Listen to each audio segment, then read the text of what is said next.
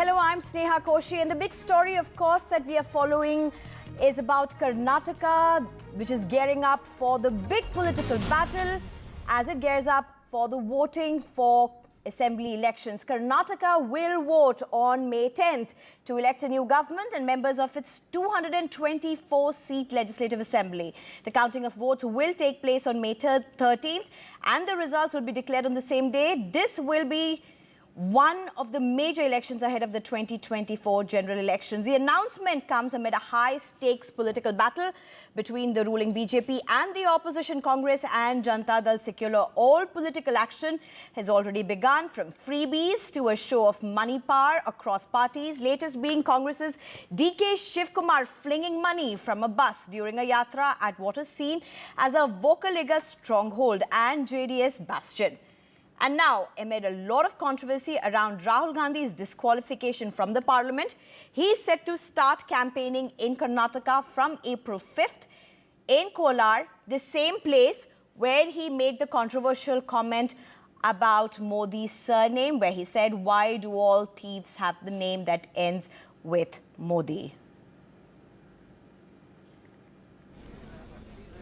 The polling will take place on 10th of 5 in single phase, and day of counting would be 13th of May.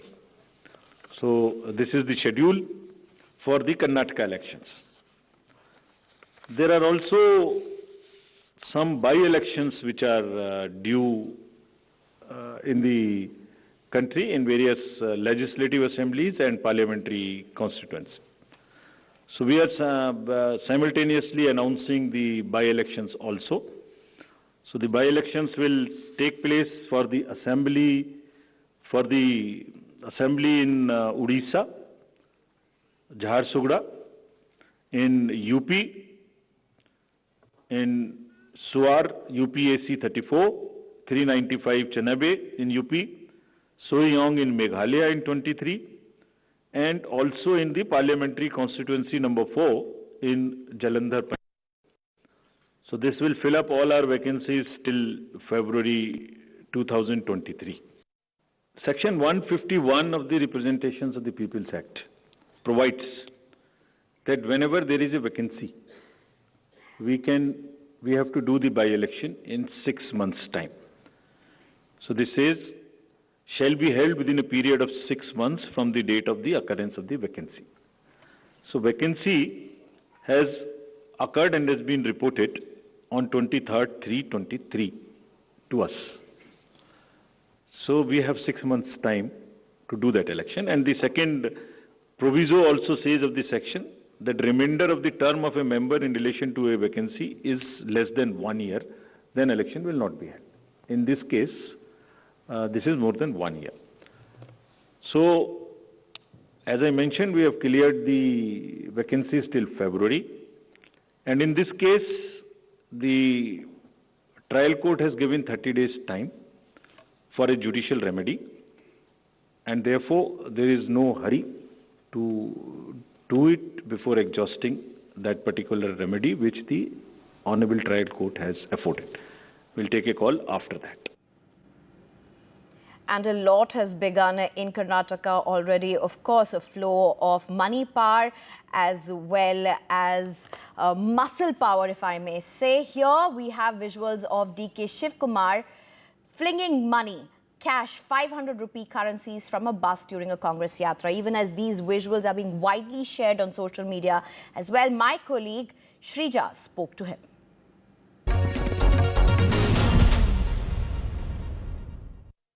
You know, earlier elections, we used to see your poll templates used to be on development, but today's poll templates are on communal lines. Is that what it has come to? That is the BJP agenda. BJP is on the communal agenda. We are for the progress and prosperity and the development agenda. We are for development. That is why we have given, Congress party has given 4 guarantees to see that the price rise is going to the sky, the income is on the bottom, everyday pickpocket is going on. Everyday common man has been insulted. Common man has not got any benefit from this double engine government. Whatever they had promised, they have failed. That is why Congress party has given them 4 guarantee, which will see that all of their houses will be saved. Okay. The Election Commission did go on to say how they're going to keep a strict vigil on muscle power, the money power. We have been seeing over the past few weeks how, whether that's BJP or the Congress for that matter, you have been deploying, in terms of freebies, whether cookers, saris, and yesterday, of course, we saw you as well flinging notes. See, all this muzzle power, money power is with all the BJP double engine government. You know how they use the muzzle, how the planes were being led, how money was being floated. My MLA came out on record that he has been offered 30 crores in the assembly. This is all the official document which was been there. You see on the corruption charges what was being seen at Vadnal, our BJP MLA. Local about 8 crores has been seized and corruption money. You see that all these things are a part of their structure, BJP's structure. I think whatever the freebies which we are giving, there is a full promise.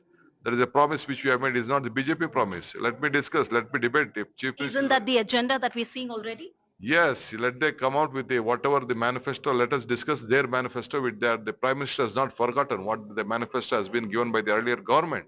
Okay. They have completely failed. 600 promises had been given. Only 50 have been fulfilled. 550 has not been done. We doesn't do like that. Whatever is speak, we deliver it. That is our history. That is our creation. That is the strength of the Congress party. What we speak, we do it. Okay. Any pre-poll discussions that you have had with always, when you have a hung assembly with the JDS? Because when I spoke to Mr. Kumaraswamy, gave him a situation like if there is going to be a hung assembly, what is the discussion right now? At what stage is it? Is it BJP or Congress? However, he did not name Congress. Instead, he went on to talk about BJP is not really in a good shape in terms of communal line politics. But he did, of course, in a way, hint at Congress. Is that something on the discussion? We do not want any alliance with any political party. If you all don't get a majority at all. I am very confident we will have the 2/3 majority. What the BJP number will have, we will have the double number. That is my strength, my gut feeling. That is the people of this Karnataka have shown love to me, love to the state. They want a change for a better Karnataka, and it will happen. BJP is ever-ready party with a strong organization right from booth level to the national level, and we have done a lot of abhiyans where the response of the people was tremendous, and both central government and state government, double engine government has done tremendous jobs in terms of infrastructure, in terms of benevolent to the farmers, workers, women, youths and SC, ST and OBCs. Therefore, the entire Karnataka, cutting across all sections of the people, have showed a great deal of support. For last 3 months, I visited more than 120 constituencies, and I am sure that on May 13th, BJP will have a handsome victory, will win a hands-down victory, and will get absolute majority. PCC president, हमारे senior leaders सभी parliament के अंदर, parliament के बाहर उनको expose किया है और प्रजाध्वनि यात्रा भी निकाली है। तो हर जगह जाकर हमारे लोग पहुँचे हैं और बूथ वाइज भी हमारे लोग काम किए हैं। तो हमारे जीतने की संभावना पूरी है। इसीलिए तो मोदी जी अपने पूरे कैबिनेट के कलीग को वहाँ पर लगाया है और खुद ही प्राइम मिनिस्टर, होम मिनिस्टर सभी वहाँ पर दौरे कर रहे हैं। शायद ये पहली बार होगा कर्नाटक के असेंबली के इतिहास में कि इतने लोग वहाँ पर कांग्रेस को घेरे हुए हैं, लेकिन कांग्रेस वहाँ मजबूत है और कांग्रेस जीतेगी और राहुल गांधी जी भी उस एरिया में दौरा करेंगे। And Congress's chief DK Shiv Kumar has been seen showering currency notes on the crowds during a roadshow on Tuesday. These are the visuals right before you. The Congress claims they were actually in response to artists who were performing during the yatra, but BJP has hit out saying this is nothing but a show of money power. There have been barbs and political slugfest between the BJP and the Congress over alleged show of money power. Not the first instance in Karnataka elections where this is being witnessed. अरे वहाँ तो 40% की government है और वो खुद ही उनको मालूम है एक एक एमएलए के पास 8-8 करोड़ रुपए मिलते हैं एक्शन नहीं लेते हैं यहाँ पर अपोजिशन का कोई छोटा मोटा भी मिला है उसको इतना बड़ा बनाते हैं और उसको निकालो इसको निकालो ईडी को बुलाओ करते हैं और जिसके पास कुछ भी संपत्ति भी नहीं है वो अपोजिशन पार्टी को सताते हैं. And it's not just the Trinamool alone. The main opposition party in the state will also hold its own counter-protest. Bengal BJP leaders will hold a day-long sit in protest at the Sham Bazaar 5-point crossing at the other end of the city. The BJP's focus will be corruption allegations against the ruling TMC in West Bengal, as it alleges that Mamata Banerjee has timed the protest to coincide with Ram Navami on Thursday. The Congress party is also not missing out. It has announced an agitation rally led by the West Bengal Pradesh Congress Committee from State Congress headquarters to Park Circus at 2:30 p.m. to protest against what it describes as the unfair and undemocratic rejection of Rahul Gandhi's Lok Sabha membership. West Bengal Chief Minister Mamata Banerjee is on a 2-day dharna or sit-in demonstration at the Ambedkar statue in Kolkata from today. And these are some of the visuals that you can see from her rally, including equating the BJP with hitting out at BJP with the symbolic washing machine. 3 দিন আগে রাহুল গান্ধীর সংসদের সদস্যতা খারিজ হয়েছে। আমরা এর বিরোধিতা করেছি। রাহুল গান্ধী বলে নয়, অন্য কোন সাংসদ হলেও যে কায়দায় গায়ের জোরে শুধুমাত্র একটা কমেন্টকে কেন্দ্র করে যে রাজনৈতিকভাবে বক্তব্য রাখতে গিয়ে একটা কথা সে বলেছে, সেই জন্য তার 2 বছরের শাস্তি আর সঙ্গে সঙ্গে 24 ঘন্টার মধ্যে তাকে বহিষ্কার, লোকসভার সদস্যতা পদ খারিজ। তাই ভারতবর্ষের প্রধানমন্ত্রী 2021 সালের নির্বাচনে এসে দিদি ও দিদি মহিলাদের যে আঘাত করেছে সেই প্রধানমন্ত্রীর পদ খারিজ হবে না কেন? Along with Mamata Banerjee, her nephew, GNC's General Secretary and party's MP from Diamond Harbour, Abhishek Banerjee, also leading the charge against the BJP, addressing a rally at the Shahid Minar ground here in Kolkata as Mamata Banerjee sits on dharna just a few meters away at Red Road at the Ambedkar statue. Abhishek Banerjee's rally at the Shahid Minar ground is also aimed at the BJP, saying that the BJP's policies are anti-people, Bengal is being ignored, and there are central agencies that are being misused by the union government and the BJP. This, of course, is the primary focus of Abhishek Banerjee's rally. Abhishek Banerjee is now speaking here on stage as Mamata Banerjee sits on dharna just a few meters away from here. A massive rally at the Shahid Minar grounds. Both Abhishek Banerjee and Mamata Banerjee taking on the BJP here in Kolkata. With camera person Aniruddha Tripathi, Saurabh Gupta, NDTV. And Khalisani leader and a radical preacher, Amritpal Singh, who has managed to evade a massive manhunt by the police for 12 days, on Wednesday released a video confirming that he remains at large. The video emerged as sources in the police claimed Amritpal Singh has returned to Punjab and plans to surrender. The self-styled preacher, who supports a call for a separate homeland for Sikhs and is wanted for an armed raid on a police station last month, was said to be travelling to Amritsar through villages of Hoshiarpur when the Punjab police was tipped off about his presence in the area, according to sources, and they claimed that he would most likely be surrendering. I'm being joined by my colleague Saurabh Shukla. Saurabh, break this down for us. So on one hand, Punjab police sources saying that Khalistani leader Amritpal may well be surrendering very soon. And on the other hand, he seems to have now released a video out of nowhere saying he is still on the run. Sneha, after this video statement of Amritpal, one thing is very clear, that he is not surrendering. He is in Punjab. According to my source in Punjab police, he came back 3 days back. Day before yesterday, he was in Jalandhar. He stayed at a dera and then he used a UK number car from Uttarakhand. So he cannot be recognized. He again changed his look. So he evaded police also.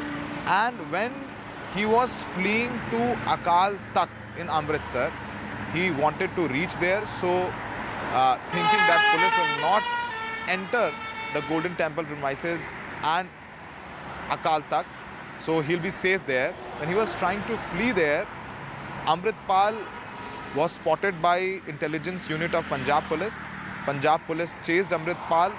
Late evening, Amritpal left his car at a Gurudwara in Hoshiarpur of Punjab and then ran through fields.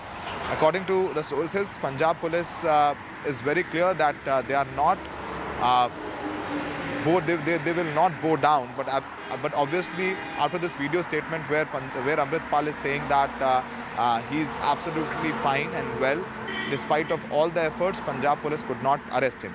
He is again showing hand to Punjab police that he is at large. Despite of all the efforts, Punjab police is totally failed. So Punjab police has barricaded all the roads which are going out of Hoshiarpur. They are checking every vehicle. They launched a massive manhunt operation late last night. They went to villages, house to house, but their hands are empty. Amritpal's posters are there in Amritsar, where Punjab police has said that he is wanted. Punjab police has issued the poster with Amritpal's picture and details related to his body structure, said that if people spot Amritpal anywhere, they should inform police. And when I was talking to a source in Punjab police, that senior cops indicated that he might reach to Amritsar and he will try to enter Harminder Sahib Gurdwara. So after that, Punjab police did a flag march near Harminder Sahib Gurdwara and security is also beefed up there. But despite of all these efforts, Amritpal is at large. Punjab police is now saying that they are trying their level best, but fact remains that Punjab police has failed so far to arrest Amritpal. Well, Saurabh, one thing is for sure now, there doesn't seem to be an end to this in near future. Amritpal still on the run and police still on the search, which is now almost 12 days long. Thank you for all the details. It's time for a short break. On the other side, we'll join you with lots more.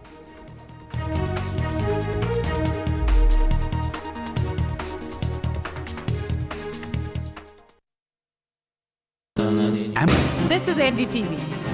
No noise, no shouting, and most importantly, no lies. Our lead story tonight. Big international story. India is closely watching it.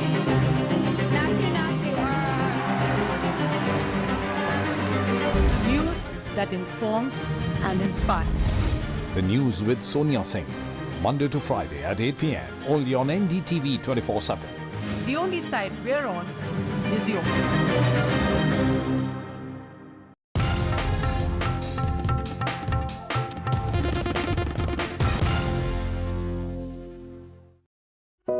Cross the distance between darkness and vision.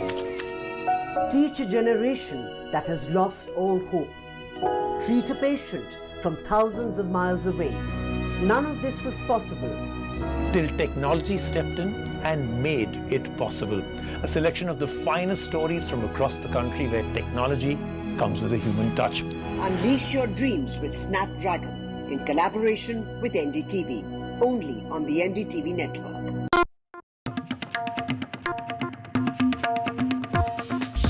20 years since we started, this music has been with you, playing in your homes, at work, and in your car. Now, we want you to share your version of it. Calling all music buffs from across India to let your inner artists out by creating an incredible remix of the NDTV signature track for the world to hear. Log on to ndtv.com/bestofndtv to access the original track. Get inspired and submit your rendition. One winner gets an all-expense paid holiday for two to the luxurious Alila Fort, Bishangarh, Rajasthan. NDTV 24/7. 20th year celebrations. Gadgets 360 is here to help you with all your tech needs. Gadget 360, Gadget Love. Gadgets 360, Gadgets Love. You too can get some gadget love with buying guides, expert reviews, and all the latest news on Gadgets 360. Debates are essential not just for journalism but for humanity. It ignites our mind, opens it up for counter-opinion.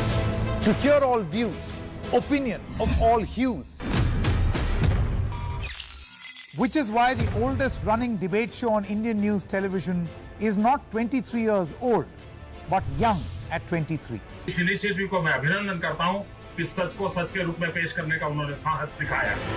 So let us begin the big fight. In a deeply polarized world, where space for disagreement is shrinking, where take it or leave it defines discourse, we take a step back. A debate has many facets, perhaps no one right answer. Left, right and center, conversations that get to the core of the debate.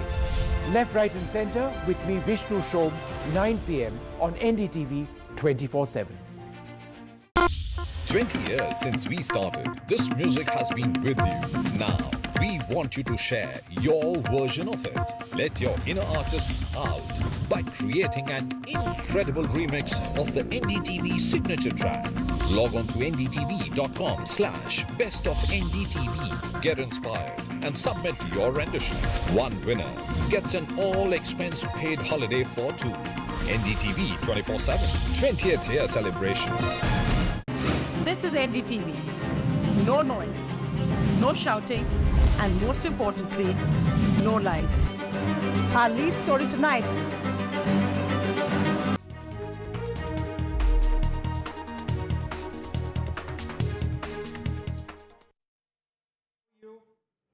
Welcome back. And Prime Minister Modi has addressed a US summit for democracy. It's been a virtual address and he has gone on to praise India as a mother of all democracies. Let's listen in. There are also many historical references to republic states in ancient India where the rulers were not hereditary. India is indeed the mother of democracy. States, Excellency, ancient India, where the rulers were not hereditary. India is indeed the mother of democracy. Excellencies, democracy is not just a structure. It is also a spirit. It is based on the belief that the needs and aspirations of every human being are equally important. That is why in India, our guiding philosophy is Sabka Saath, Sabka Vikas, meaning striving together for inclusive growth. Whether it is our effort to fight climate change through lifestyle changes, to conserve water through distributed storage, or provide clean cooking fuel to everyone. Every initiative is powered by the collective efforts of the citizens of India. During COVID-19, India's response was people-driven. It is they who made it possible to administer over 2 billion doses of made-in-India vaccines. Our Vaccine Maitri initiative shared millions of vaccines with the world. This was also guided by the democratic spirit of Vasudhaiv Kutumbakam, one earth, one family, one future. Excellencies, there is much to say about the virtues of democracy, but let me say just this.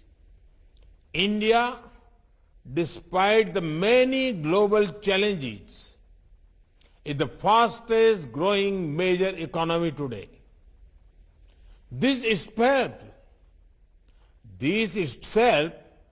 is the best advertisement for democracy in the world. This itself says that democracy can deliver. Thank you, President Yoon, for chairing this session, and thank you to all the distinguished leaders for your presence. Thank you very much.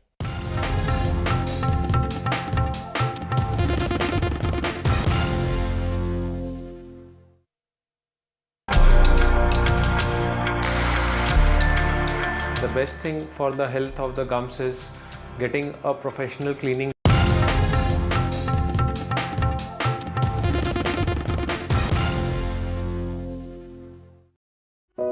Cross the distance between darkness and vision. Teach a generation that has lost all hope. Treat a patient from thousands of miles away. None of this was possible till technology stepped in and made it possible. A selection of the finest stories from across the country where technology comes with a human touch. Unleash your dreams with Snapdragon in collaboration with NDTV. Only on the NDTV network.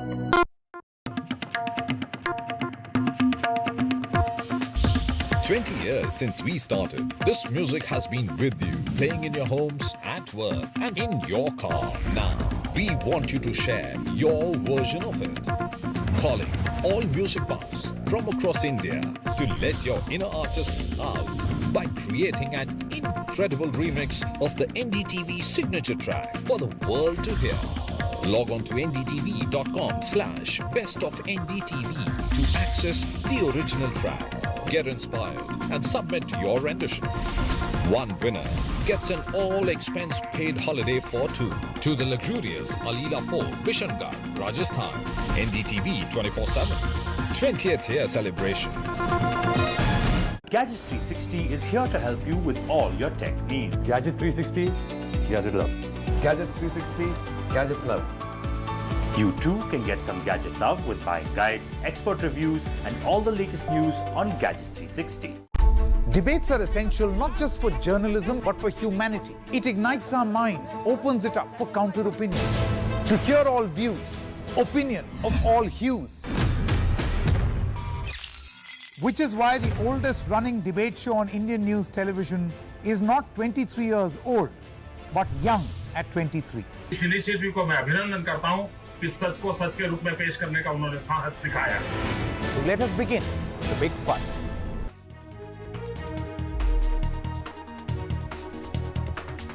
সব করে এসেছি, আজকে নতুন করে তারা আমাকে সংবিধান শেখাবে।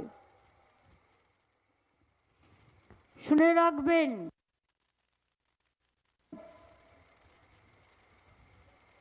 আমি তো বসেছিলাম এর আগেও ধর্নায়। রাজীব কুমারকে যখন তার বাড়িতে গিয়ে তাকে অ্যারেস্ট করার চেষ্টা করা হয়েছিল পুলিশদের সমর্থনে, আমি কেন এর আগে জয়ললিতা বসেনি ধর্নায় যখন চিফ মিনিস্টার ছিল, অ্যাজ এ চিফ মিনিস্টার আমি তো পার্টির ব্যানারে। Why only me? Has Jayalalitha and Chief Minister not sat on dharna? This is Chief Minister Mamata Banerjee responding to Shubhendu Adhikari, who had questioned why she should sit on a dharna.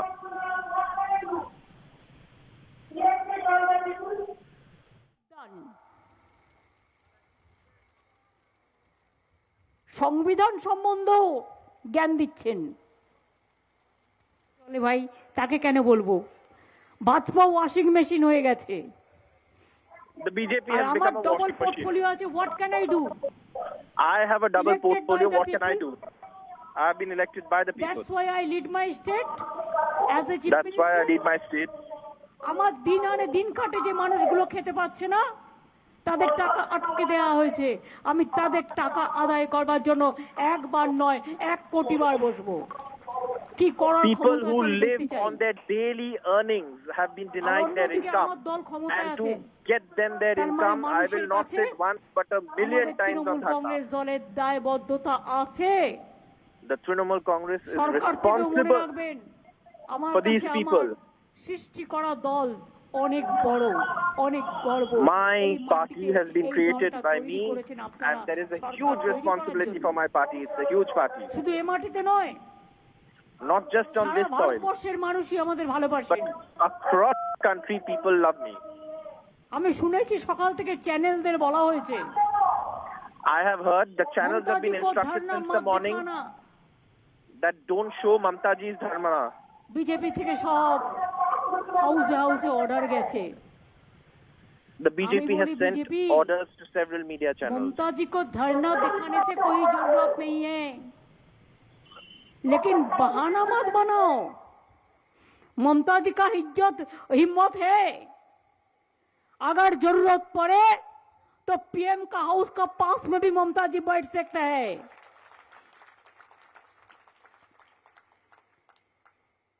इतना हिम्मत तो हमारा है। हम तो public representative है,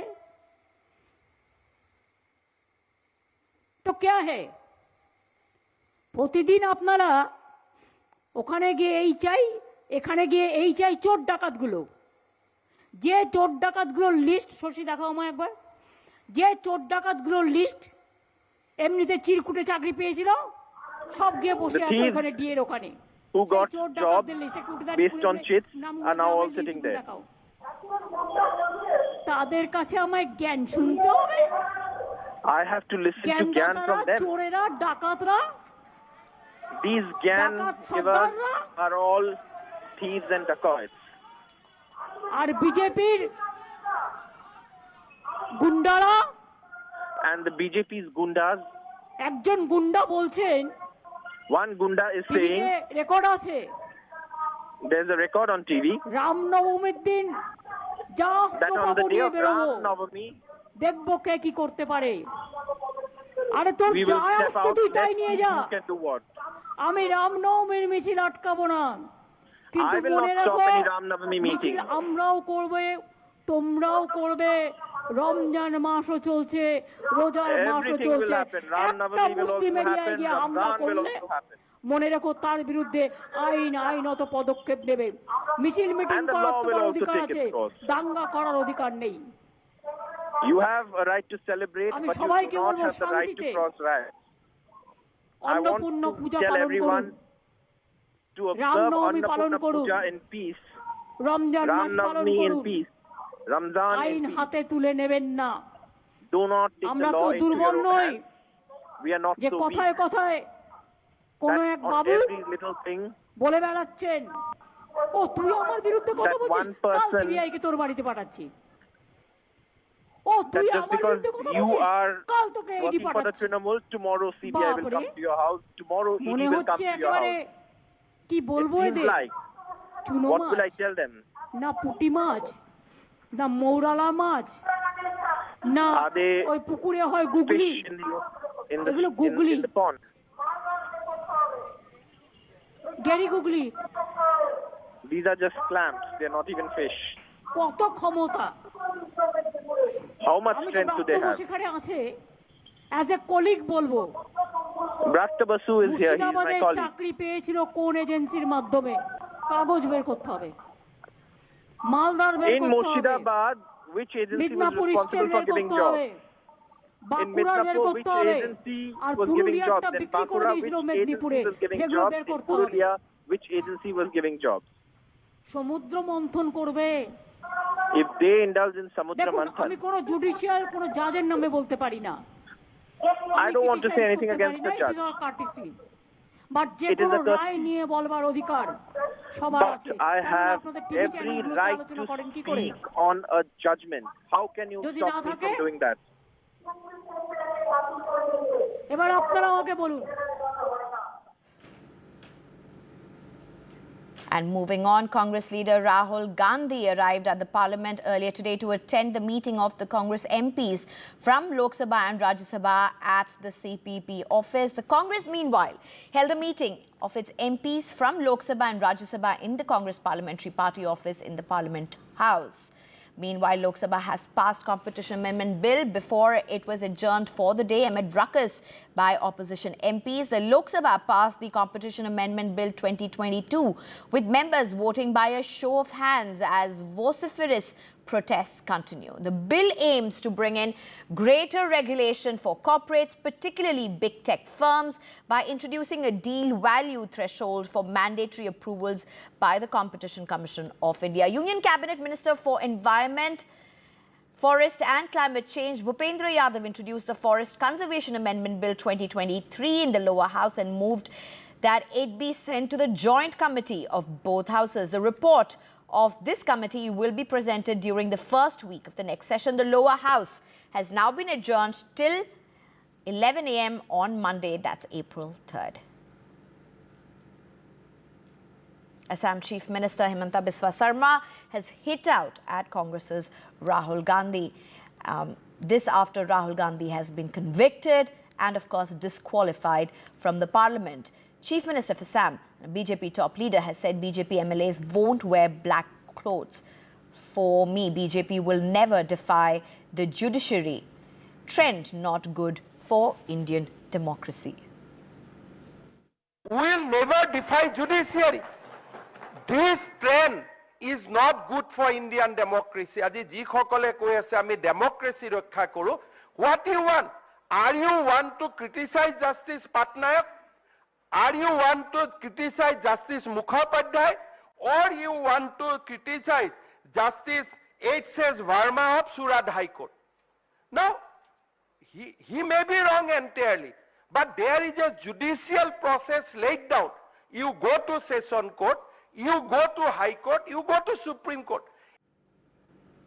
And India convened the crucial meeting of the members of the Shanghai Cooperation Organization, an important regional security group which also includes China and Pakistan as its members. Both China and Pakistan attended virtually. In its address to leaders of the SCO who attended the meeting, the National Security Advisor Ajit Doval made it clear that all member states must respect the sovereignty and territorial integrity of the states and the inviolability of state borders. This is a key message for China, which continues to threat the territorial integrity of several countries such as India and Bhutan. Continues to threaten the territorial integrity. Mr. Doval also referred to terror financing and acts of terrorism and called for counter-terrorism cooperation, again a key priority for India after China blocked sanctions against global terrorist entities at the United Nations in a setback for India.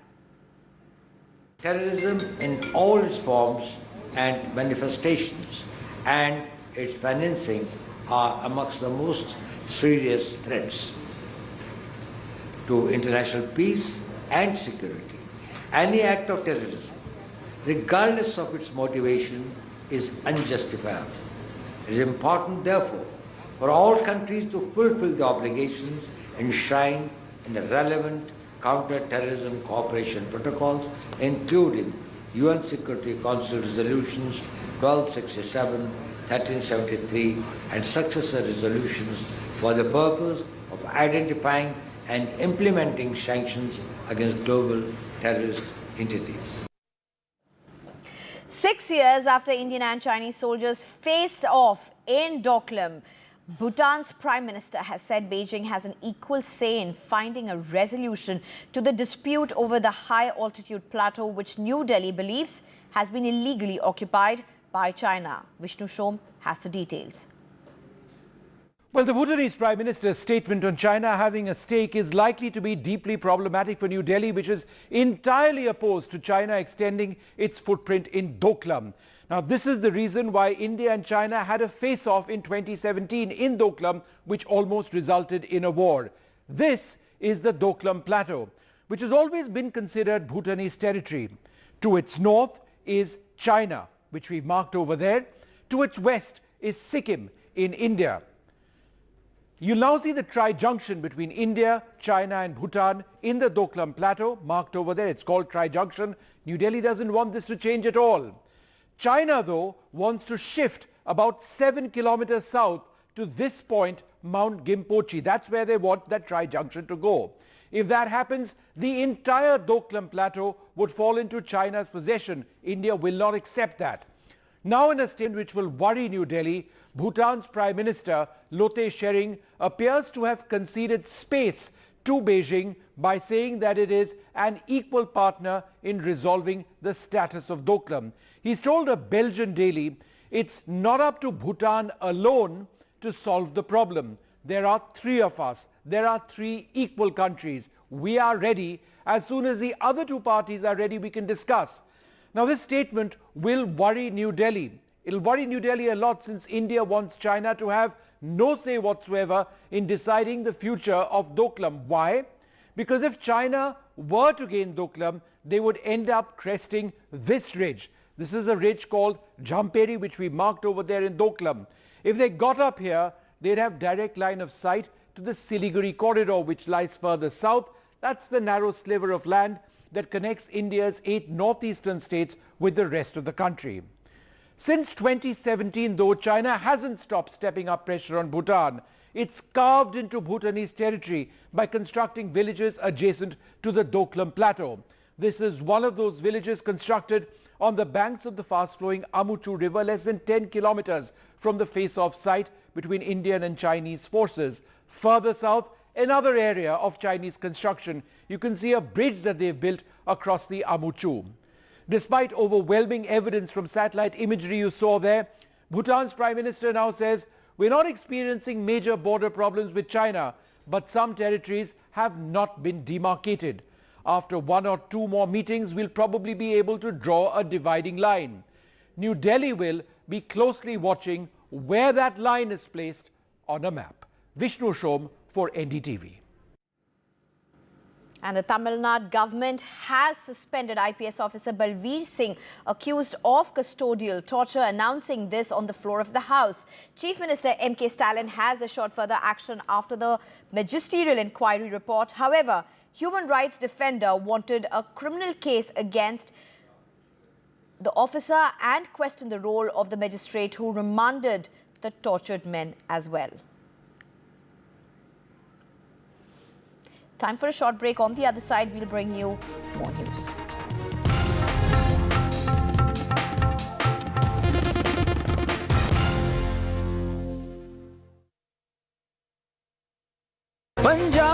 In a deeply polarized world, where space for disagreement is shrinking, where take it or leave it defines discourse, we take a step back.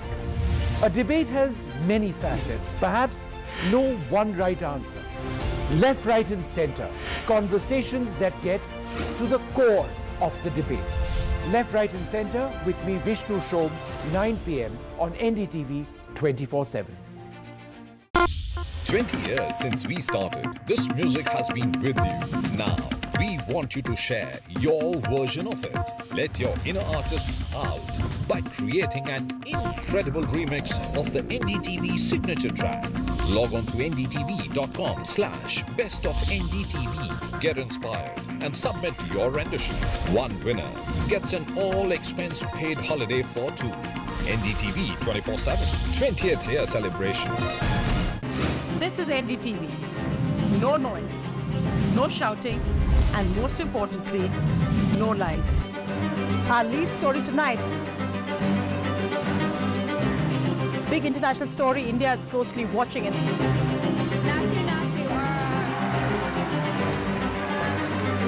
News that informs and inspires. The news with Sonia Singh. Monday to Friday at 8 p.m. Only on NDTV 24/7. The only side we're on is yours.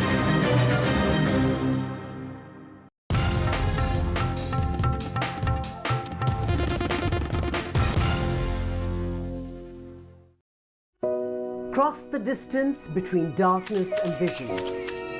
Teach a generation that has lost all hope. Treat a patient from thousands of miles away. None of this was possible till technology stepped in and made it possible. A selection of the finest stories from across the country where technology comes with a human touch. Unleash your dreams with Snapdragon in collaboration with NDTV. Only on the NDTV network.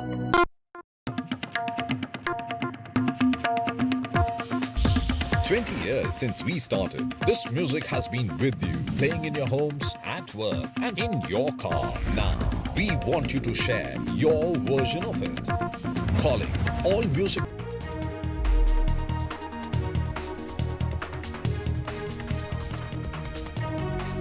And Prime Minister Modi has addressed the US Summit for Democracy. It was a virtual address, and he went on to praise India as the mother of all democracies. Let's listen in. Speak of political power being exercised by broad-based consultative bodies.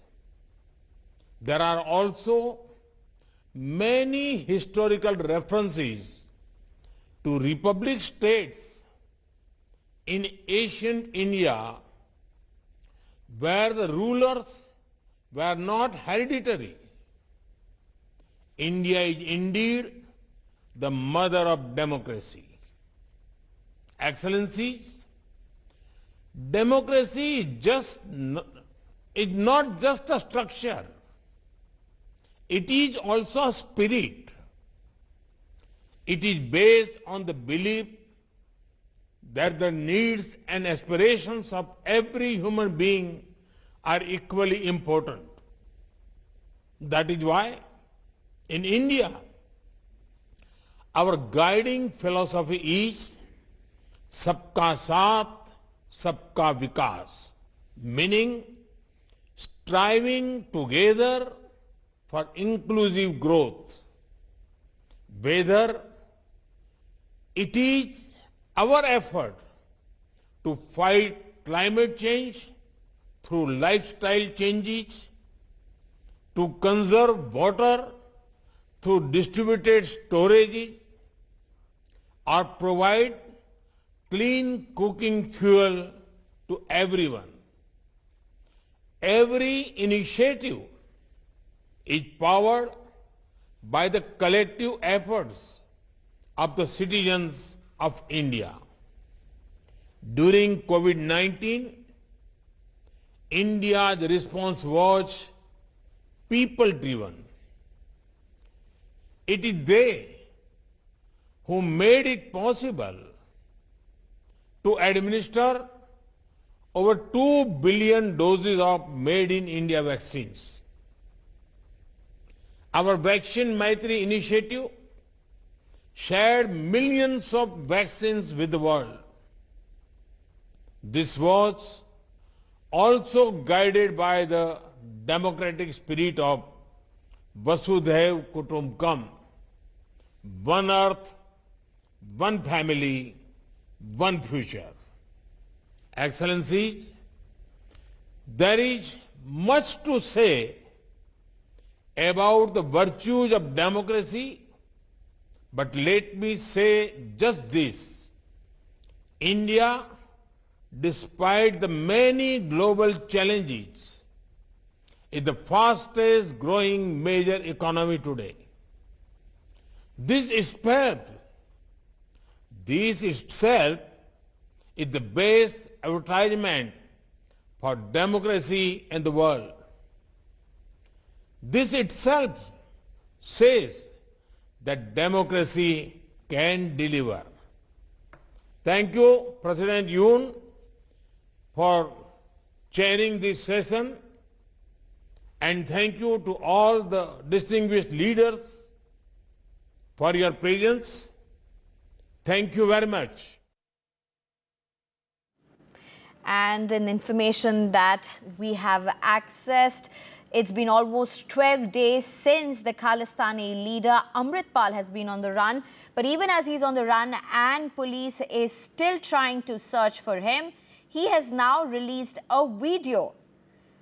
And all of this comes even at a time when police sources have been telling my colleague Saurabh Shukla that they are expecting Amritpal to surrender anytime.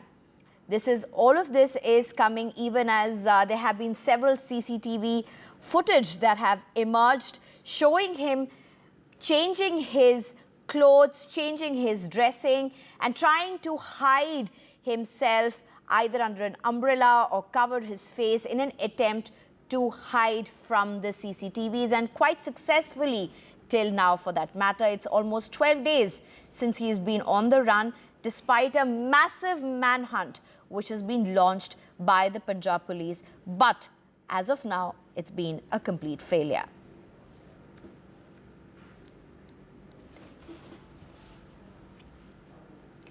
And Kuno National Park in Madhya Pradesh, the home of India's cheetah imports, has welcomed its first set of baby cheetahs as part of Project Cheetah.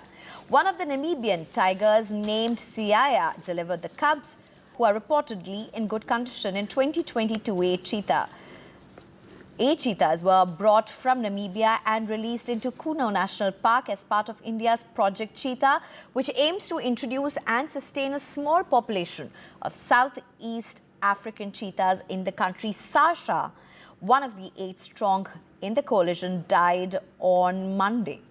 She was suffering from a kidney infection before she was brought to India, according to officials. अच्छी खबर है, खुशखबरी है। हम एक दिन पहले दुखी हुए थे कि किडनी के संक्रमण के कारण सासा को बचा नहीं पाए, लेकिन सियाया ने अब 4 शावकों को जन्म दिया है और स्वस्थ है। मैं प्रधानमंत्री जी के विजन को प्रणाम करता हूं। चीता पुनर्स्थापित करने का प्रोजेक्ट सफलता की दिशा में जा रहा है।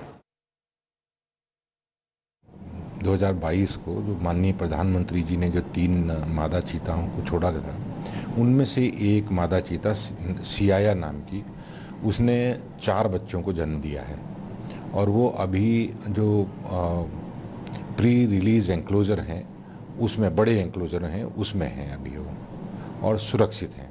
ये सियाया अभी इसकी उम्र 3 साल है और ये जो कब्स पैदा हुए हैं ये पहले भारतीय चीता आप इनको कह सकते हो, क्योंकि यहाँ भारत की ज़मीन पर यहाँ आने के बाद ये बच्चे पैदा हुए।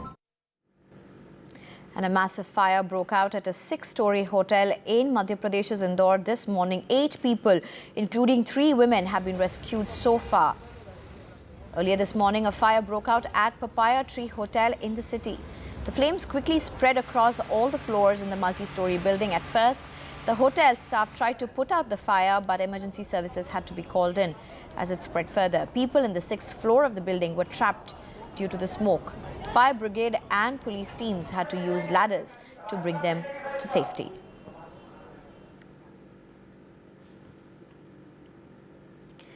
And in what may not be good news for many of us across India, we are all gearing up for some of the worst summers this time.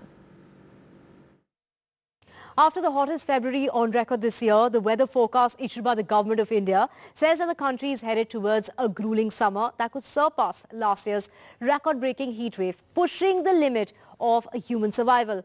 Now, India, which tends to record a wet bulb temperature of 32 degrees or slightly above occasionally so in the summer season, could be one of the first countries to cross the survivability threshold of 35 degrees on the wet bulb. The wet bulb temperature is a way to measure heat and humidity in order to get a better sense of heat stress on the human body. Now, as it determines the level of discomfort that's being felt on muggy days, heat wave can be fatal in as short a span as 6 hours. If the temperature on the wet bulb reaches 32 degrees, even fit acclimatized people can't work or even sit in the shade.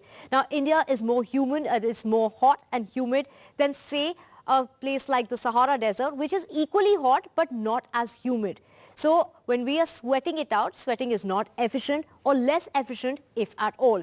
The human body cools down by sweating, but when it's humid, then sweat doesn't evaporate, so heat accumulates in the body instead.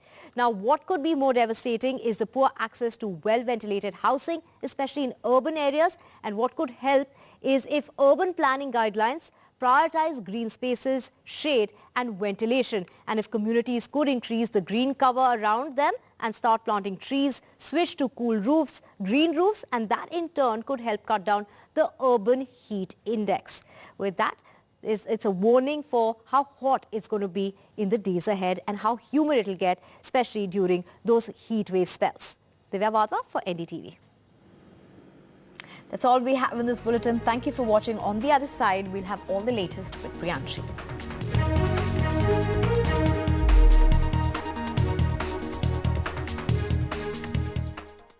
Brought to you by Gadgets 360 is here to help you with all your tech needs. Gadget 360, Gadget Love.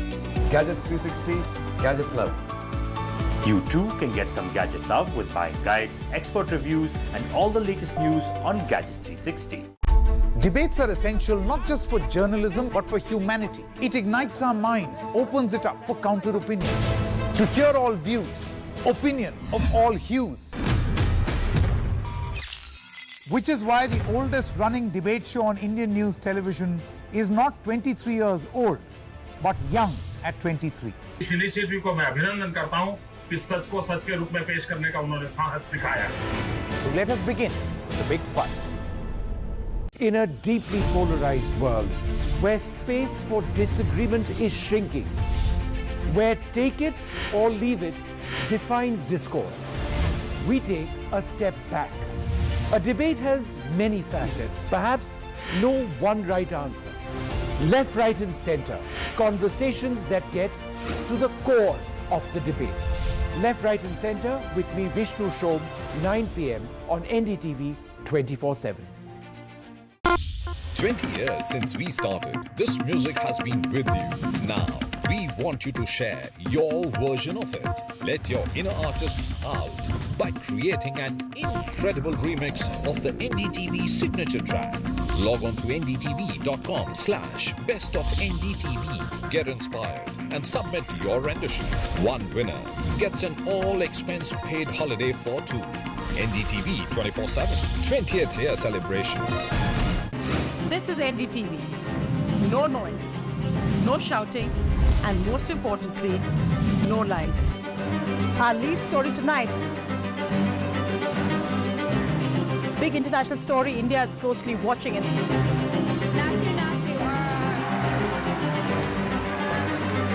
News that informs and inspires. The news with Sonia Singh. Monday to Friday at 8 p.m. only on NDTV 24/7. The only side we're on is yours.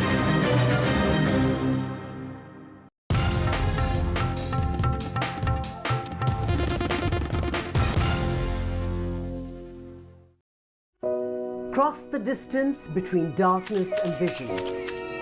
Teach a generation that has lost all hope. Treat a patient from thousands of miles away.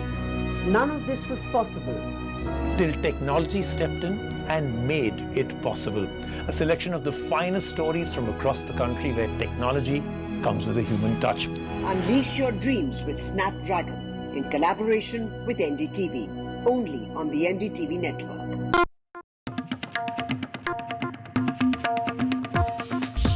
"20 years since we started, this music has been with you, playing in your homes, at work, and in your car. Now, we want you to share your version of it.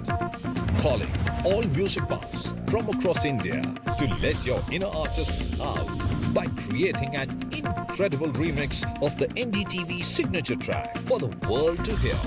Log on to ndtv.com/best of NDTV to access the original track. Get inspired and submit your rendition. One winner gets an all-expense-paid holiday for two to the luxurious Alila Fort, Bishangarh, Rajasthan. NDTV 24/7. 20th year celebrations. Gadgets 360 is here to help you with all your tech needs. Gadget 360, Gadget Love. Gadgets 360, Gadgets Love. You too can get some gadget love with buying guides, expert reviews, and all the latest news on Gadgets 360. Debates are essential.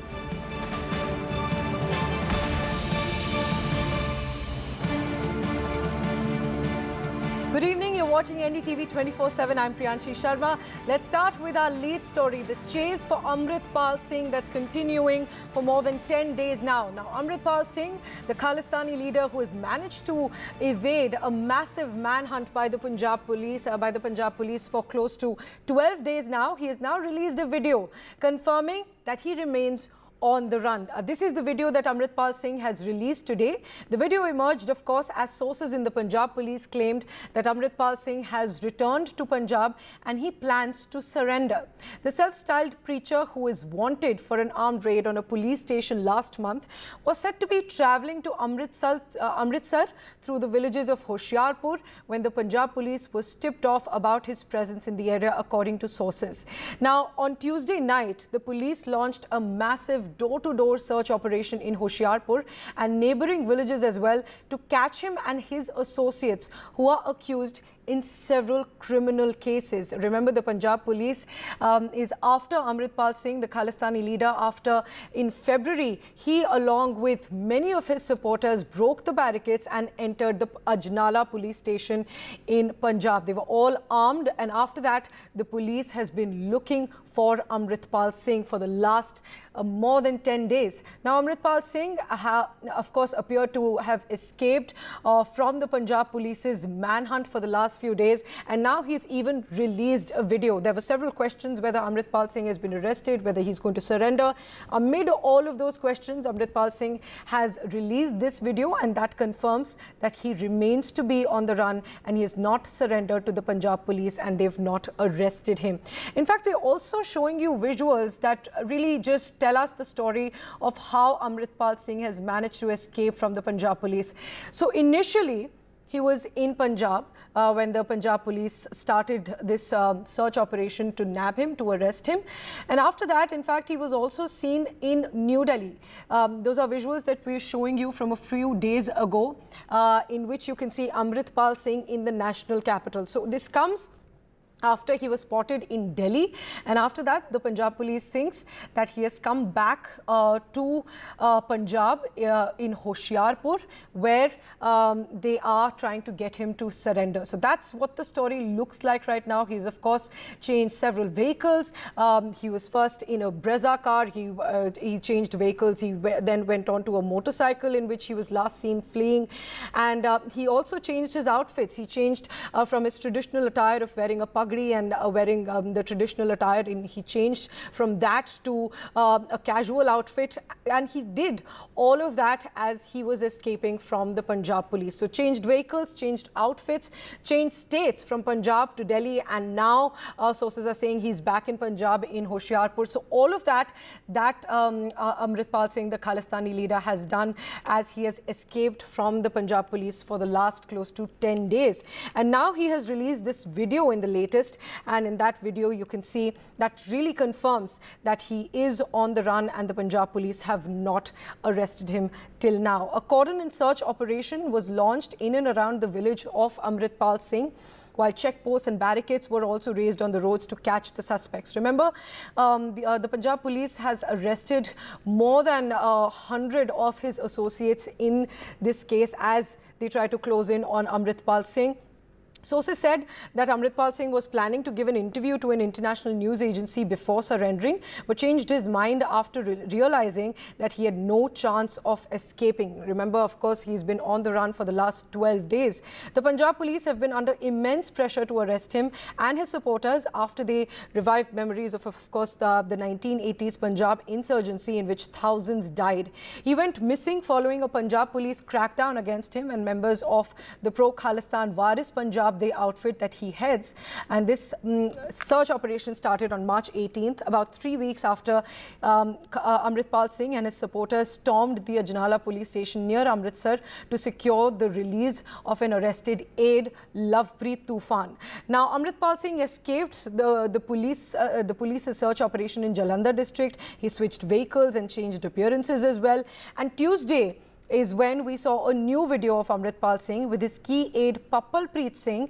That video surfaced on social media showing Amritpal Singh, the Khalistani preacher, without a turban and wearing a mask.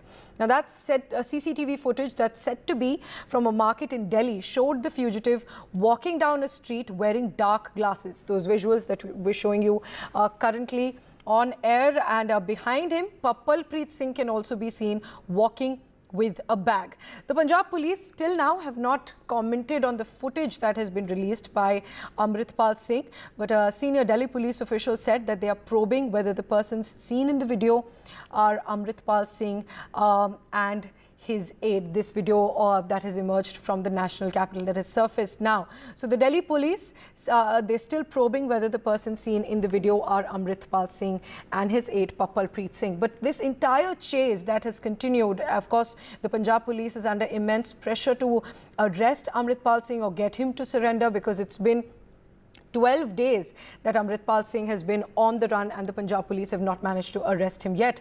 He has changed locations, he's changed appearances, he's changed vehicles. Several of those CCTV footage have surfaced. The CCTV footage shows us that he's changed vehicles, changed appearances and changed locations as well. And my colleague Saurabh has in fact been tracking this entire chase of the Khalistani leader Amritpal Singh from the ground, and he's joining us live on the broadcast now. And Saurabh, while the chase continues for 12 days, Amritpal Singh has now released this video that just shows that he's trying to put out that statement to the Punjab police that even though they are searching for him, he's putting out that statement, making it clear that he has not been arrested yet. He's still on the run. Absolutely. In fact, after this video statement, one thing is very clear, that he is not surrendering, because sources were indicating since morning that Amritpal is trying to reach to Akal Takht in Amritsar at Harminder Sahib Gurdwara, and there he will surrender. But now things have changed after this video. Now sources are saying that he was trying to reach to Amritsar to hide in Harminder Sahib Gurdwara at Akal Takht. Yesterday, he was trying to reach to Amritsar through the villages of Hoshiarpur. He was in Jalandhar day before yesterday, and yesterday he left Jalandhar and was trying to go to Amritsar, not through Jalandhar but through Hoshiarpur, through the narrow lanes of villages. But somehow intelligence unit of Punjab police spotted him, and police started following Amritpal. And then at a village in Hoshiarpur, at a Gurudwara, Amritpal left the Innova car he was sitting along with 3 or 4 of his associates and fled through fields. Since then, Punjab police has launched a massive search operation. I'll just show these visuals. You can see the barricading right at the border of Hoshiarpur and Jalandhar, where Punjab police personnel are standing, and they are checking the vehicles, and the security has been beefed up in Amritsar as well. Punjab police has conducted flag march also, and flag march nearby Harminder Sahib. We call it Golden Temple. So flag march in that area. Posters of Amritpal is wanted have been put out in Amritsar, in Jalandhar, saying that if anyone comes across Amritpal, then that person should inform Punjab police as soon as possible. But major blow for Punjab police. In fact, our sources are indicating that this video statement of Amritpal has been circulated and distributed by handles of United Kingdom in London. From there this video was distributed because when Amritpal went live through our YouTube channel, that YouTube channel was blocked as soon as he went live on that. So after that, this video was circulated from United Kingdom. Now Punjab police is removing that video from a lot of social media handles, but In that video, Amritpal is clearly saying that he is absolutely fine, he is in good health, and despite of all the efforts of Punjab police, he is at large. So he is clearly challenging Punjab police because he fled from Jalandhar on 18th, reached to Kurukshetra, Haryana on 28th. Then on 21st, he was in Delhi, and then he might have gone to UP, and then through Uttarakhand, he came back to Punjab, and he is trying to go to Amritsar at Akal Takht. He wants to hide there, and then he wants to create more trouble for Punjab police. That is why Punjab police is now searching for Amritpal, and Punjab police sources are saying that they cannot allow Amritpal to reach to Amritsar. That is why heavy barricading at all the borders of Hoshiarpur. They are trying to cordon Amritpal in Hoshiarpur. Door-to-door search operation is still underway in several villages of Hoshiarpur, but the fact remains that Punjab police is still empty-handed. Right, Saurabh, thanks very much for joining us with those details. And as Saurabh was pointing out, that his sources are telling him that this video seems to be 2 days old and it has been released by handles in the United Kingdom. That's what Saurabh's sources are telling him, and that's the latest information on this video released by the Khalistani leader Amritpal Singh. But for now, moving on to the other big story of the day, West Bengal Chief Minister Mamata Banerjee is on a 2-day dharna in Kolkata as the Trinamool Congress is sharpening its attack on the BJP ahead of the Panchayat polls in the state. And as you can see in those visuals, Mamata Banerjee had a new way of hitting out at the BJP, this time with a washing machine on the stage. The gathering raised slogans saying that the BJP is a washing machine. Now they say that CBI and ED cases against leaders such as Himanta Biswa Sarma and Suvendu Adhikari, who joined the BJP switching from other parties, the cases against them don't progress after they join the BJP. That's why they're calling the BJP a washing machine, and that's a new way that Mamata Banerjee has found of hitting out at the Bharatiya Janata Party. Washing machine, washing machine, washing machine, washing machine, washing machine, washing machine, washing machine. 3 দিন আগে রাহুল গান্ধীর সংসদের সদস্যতা খারিজ হয়েছে। আমরা এর বিরোধিতা করেছি। রাহুল গান্ধী বলে নয়, অন্য কোন সাংসদ হলেও যে কায়দায় গায়ের জোরে শুধুমাত্র একটা কমেন্টকে কেন্দ্র করে যে রাজনৈতিকভাবে বক্তব্য রাখতে গিয়ে একটা কথা সে বলেছে, সেই জন্য তার 2 বছরের শাস্তি, আর সঙ্গে সঙ্গে 24 ঘন্টার মধ্যে তাকে বহিষ্কার, লোকসভার সদস্যতা পদ খারিজ। তাই ভারতবর্ষের প্রধানমন্ত্রী 2021 সালের নির্বাচনে এসে দিদি ও দিদি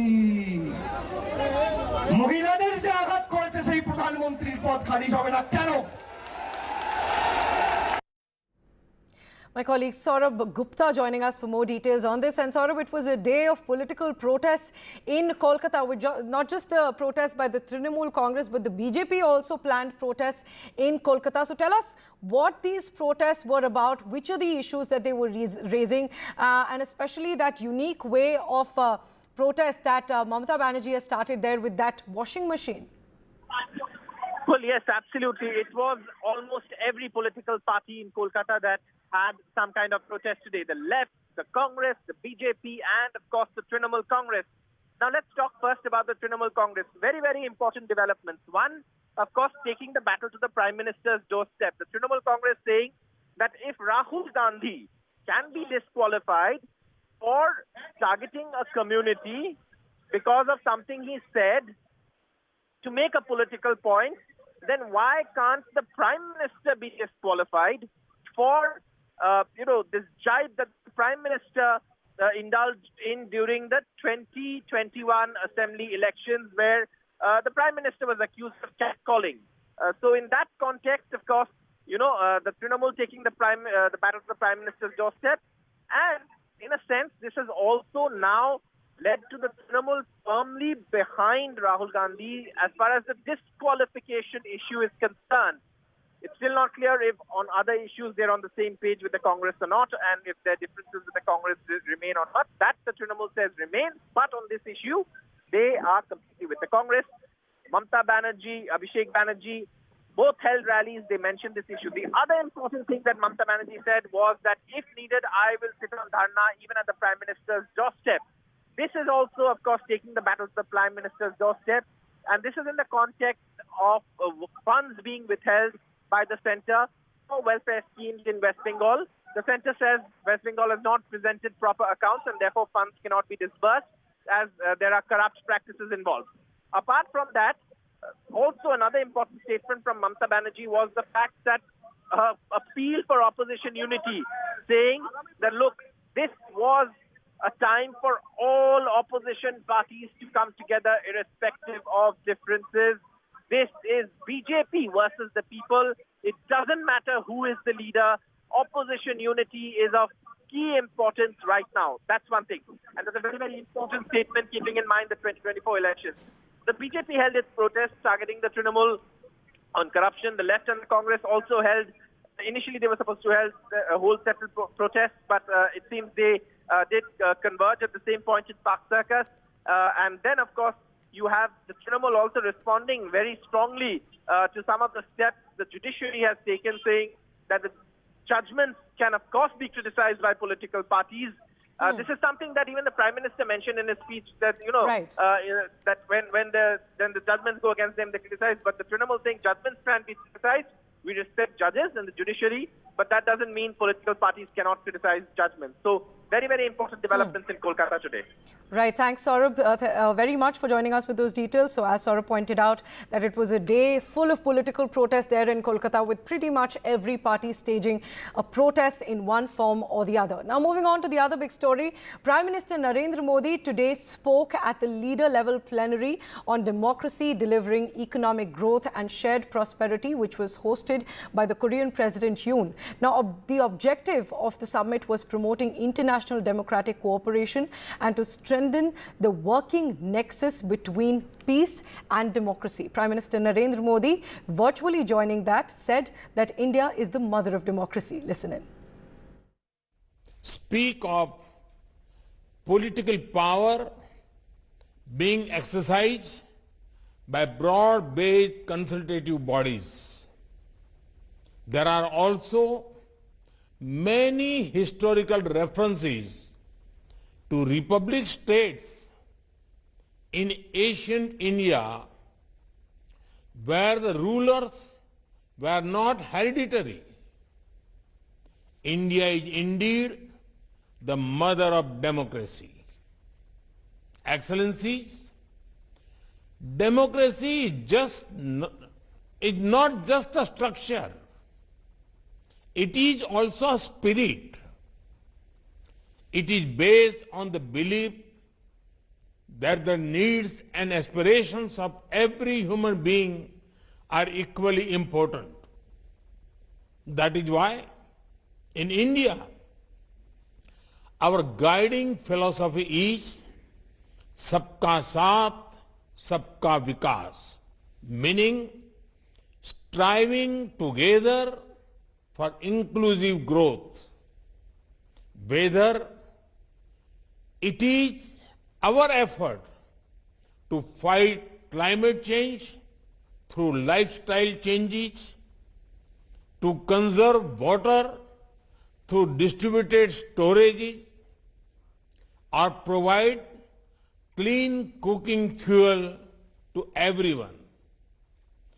Every initiative is powered by the collective efforts of the citizens of India. During COVID-19, India's response was people-driven. It is they who made it possible to administer over 2 billion doses of made-in-India vaccines. Our Vaccine Maitri initiative shared millions of vaccines with the world. This was also guided by the democratic spirit of Vasudhaiv Kutumbakam, one earth, one family, one future. Excellencies, there is much to say about the virtues of democracy, but let me say just this. India, despite the many global challenges, is the fastest growing major economy today. This itself is the best advertisement for democracy in the world. This itself says that democracy can deliver. Thank you, President Yoon, for chairing this session, and thank you to all the distinguished leaders for your presence. Thank you very much. With that, it's time for a very short break. But on the other side, the dates for the Karnataka elections have been announced. The state will vote on May 10th. But Rahul Gandhi has made a very interesting choice for the location where he'll start his campaigning from. We'll get you the details. Stay tuned.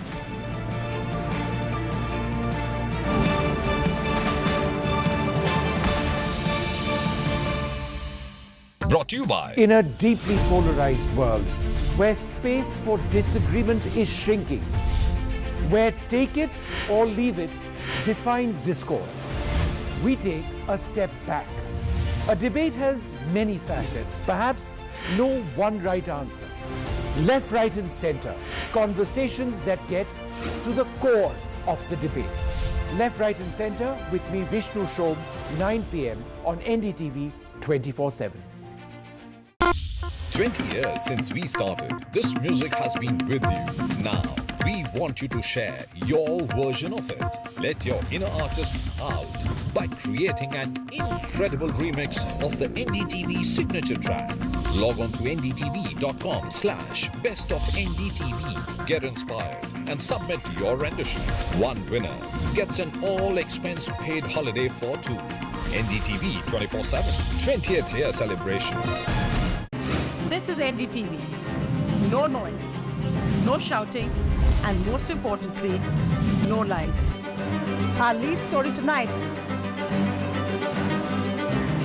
Big international story. India is closely watching it.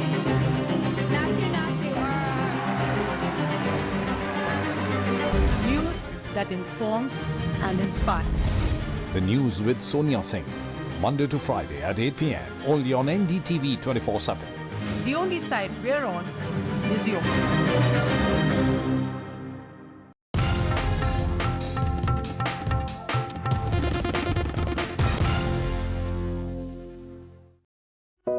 Cross the distance between darkness and vision.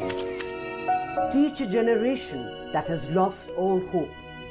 Treat a patient from thousands of miles away. None of this was possible till technology stepped in and made it possible. A selection of the finest stories from across the country where technology comes with a human touch. Unleash your dreams with Snapdragon in collaboration with NDTV. Only on the NDTV network.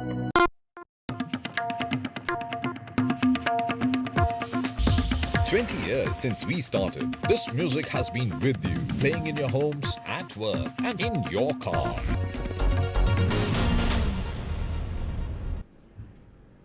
Welcome back. The dates for the Karnataka elections have been announced. The state will vote in a single-phase election on the 10th of May for its 224 constituencies. And the results will come out on the 13th of May. Now, for the BJP, a major challenge will be to fight anti-incumbency, as Karnataka, of course, has for decades ruled the incumbent government out of power, while the Congress is trying to corner the BJP with its corruption allegations, among others. Now, Rahul Gandhi has made an interesting choice on where he'll start his campaigning from. In what is seen as a mark of defiance, he will hold a rally on the 5th of April in Kolar, the same place where Rahul Gandhi made the comment on the Modi surname that led to his 2-year jail term in a defamation case and a disqualification from the parliament as well. My colleague Srija spoke to the state Congress chief DK Shiv Kumar, who explained the Congress's plan. Listen in.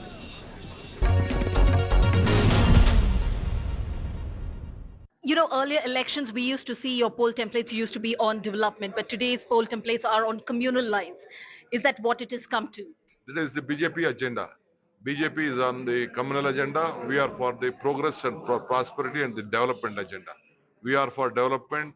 That is why we have given, Congress party has given 4 guarantees to see that the price rise is going to the sky, the income is on the bottom, everyday pickpocket is going on, everyday common man has been insulted, common man has not got any benefit from this double engine government. Whatever they had promised, they have failed. That is why Congress party has given them 4 guarantee, which will see that all of their houses will be saved. Okay. You know, the Election Commission did go on to say how they're going to keep a strict vigil on muscle power, the money power. We have been seeing over the past few weeks how, whether that's BJP or the Congress for that matter, you have been deploying, you know, in terms of freebies, whether cookers, saris, and yesterday, of course, we saw you as well flinging notes. See, all this muscle power, money power is with all the BJP double engine government. You know how they use the muzzle, how the planes were being led, how money was being floated. My MLA came out on record that he has been offered 30 crores in the assembly. This is all the official document which was been there. You see on the corruption charges what was being seen at Vadnal, our BJP MLA. About 8 crores has been seized on corruption money. You see that all these things are a part of their structure, BJP's structure. I think whatever the freebies which we are giving, that is a false promise. There is a promise which we have made, is not the BJP promise. Let me discuss, let me debate.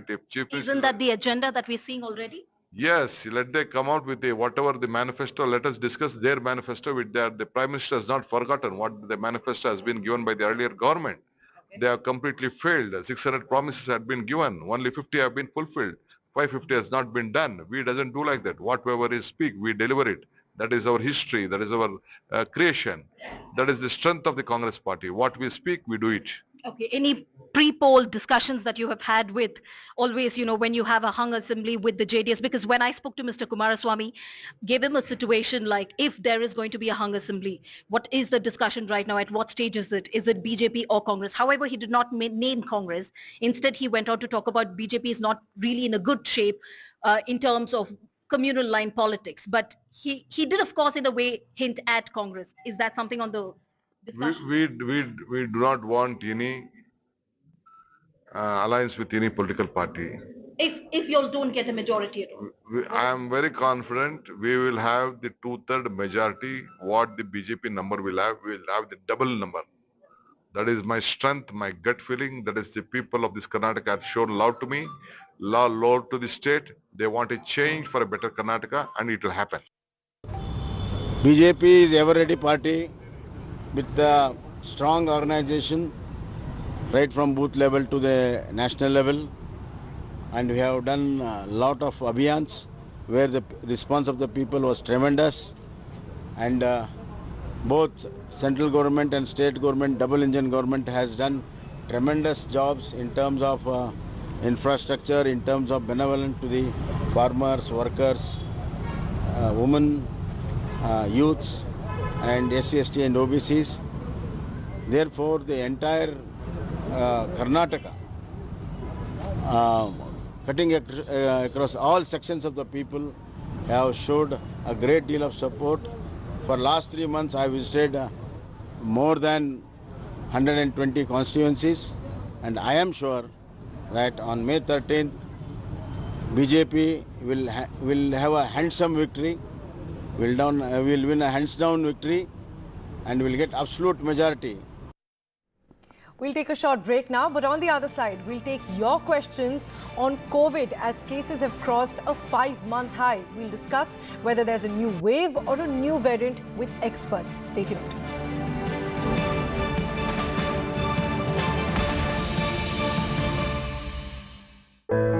Gadgets 360 is here to help you with all your tech needs. Gadget 360, Gadget Love. Gadgets 360, Gadgets Love.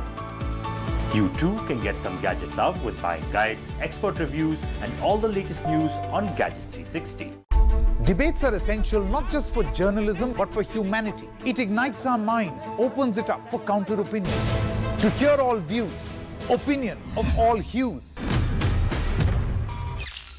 Which is why the oldest running debate show on Indian news television is not 23 years old, but young at 23. इस initiative को मैं अभिनंदन करता हूं कि सच को सच के रूप में पेश करने का उन्होंने साहस दिखाया. So let us begin the big fight. In a deeply polarized world, where space for disagreement is shrinking, where take it or leave it defines discourse, we take a step back. A debate has many facets, perhaps no one right answer. Left, right and center, conversations that get to the core of the debate. Left, right and center with me, Vishnu Shom, 9 p.m. on NDTV 24/7. 20 years since we started, this music has been with you. Now, we want you to share your version of it. Let your inner artists out by creating an incredible remix of the NDTV signature track. Log on to ndtv.com/bestofndtv. Get inspired and submit your rendition. One winner gets an all-expense paid holiday for two. NDTV 24/7 20th year celebration. This is NDTV. No noise, no shouting.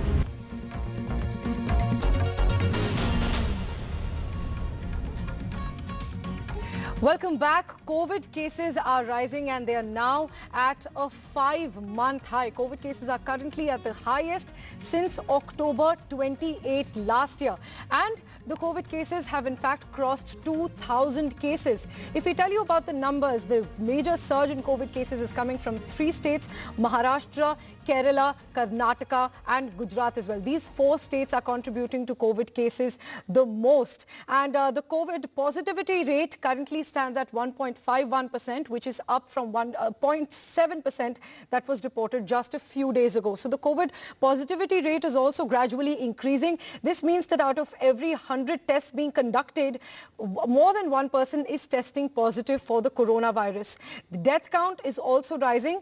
4 deaths have been reported in the last 24 hours, which is up from the average of 1 or 2 deaths that were being reported earlier in the months of January and February. That graph shows you how COVID cases have been rising over the last few days and how the COVID cases are now at the highest level since October 28th last year. The positivity rate is jumping to 1.5% from 1% a week ago. And along with that, there's also a marginal uptick that we are seeing in the number of deaths as well. 4 new COVID deaths reported, up from the average of 1 to 2 deaths that were being reported in the months of January and February. So there might be several questions on your mind. Is there a new COVID wave that we're looking at? Are there new symptoms to be worried about? Is there a new COVID variant that might be driving this surge in cases? So for all of those questions, we are being joined by doctors who will answer your questions and who will clear all your doubts about the rising COVID cases. We have Dr. Rajesh Parekh, who is a director at medical research at Jaslok Hospital in Mumbai. He's also the author of the vaccine book for COVID-19. We also have Dr. Vivek Nangia, who's a principal director and head of pulmonology at Max Hospital. And we also have these doctors joining us. Thanks very much, doctors, for joining us on this special discussion. And Dr. Rajesh Parekh, if I can come to you first, are you seeing an increase in the number of hospitalizations, people coming up with COVID cases, considering that Maharashtra is one of the states that's driving the surge this time as well? So while cases are at a 5-month high, are hospitalizations increasing or are cases mostly stable? Oh, they are certainly increasing, and I'm sure my colleagues across the country will validate that in their institutions. The number of cases, as you've pointed out, have increased exponentially, and therefore it is to be expected that there would be, if not a concomitant, at least some increase in hospitalization. We're clearly seeing that. Right, and if I can get that same question to you, Dr. Vivek Nangia, as doctors pointing out that there is some increase in the COVID hospital admissions, but are there serious cases that you're seeing, or the cases remain to be mild? Are there hospital admissions in ICUs increasing? Are there patients who require ventilators, or are the symptoms this time considerably mild compared to the previous few waves? Yeah, thank you for asking me this question. So I would say luckily so far, of course, while the number of cases of COVID are increasing even in Delhi NCR, but not many people are requiring hospitalization. The people who are requiring hospitalization are those who are in the high risk group. Usually those who are elders, those who have a comorbidity like diabetes, hypertension, heart disease, lung disease, liver disease, kidney disease, or a underlying cancer, or are immunosuppressed. Those are the people who are at risk, hugely at risk right now. Otherwise, most others are only developing a mild kind of an illness where fever, cough, cold, sore throat, body aches are lasting for about 2 to 3 days and then they're settling down. On the contrary, people who develop H3N2 and other influenza type of infections, they are having prolonged symptoms. There, the symptoms are lasting for nearly 5 to 7 days. And the cough in some of them, along with wheezing in the chest, is lasting for even longer, for about 2 to 3 weeks in many patients. So as far as COVID is concerned, I feel it's still a mild illness, especially in the non-high-risk population. But of course, we need to be careful and cautious and need to take all possible precautions from now on itself.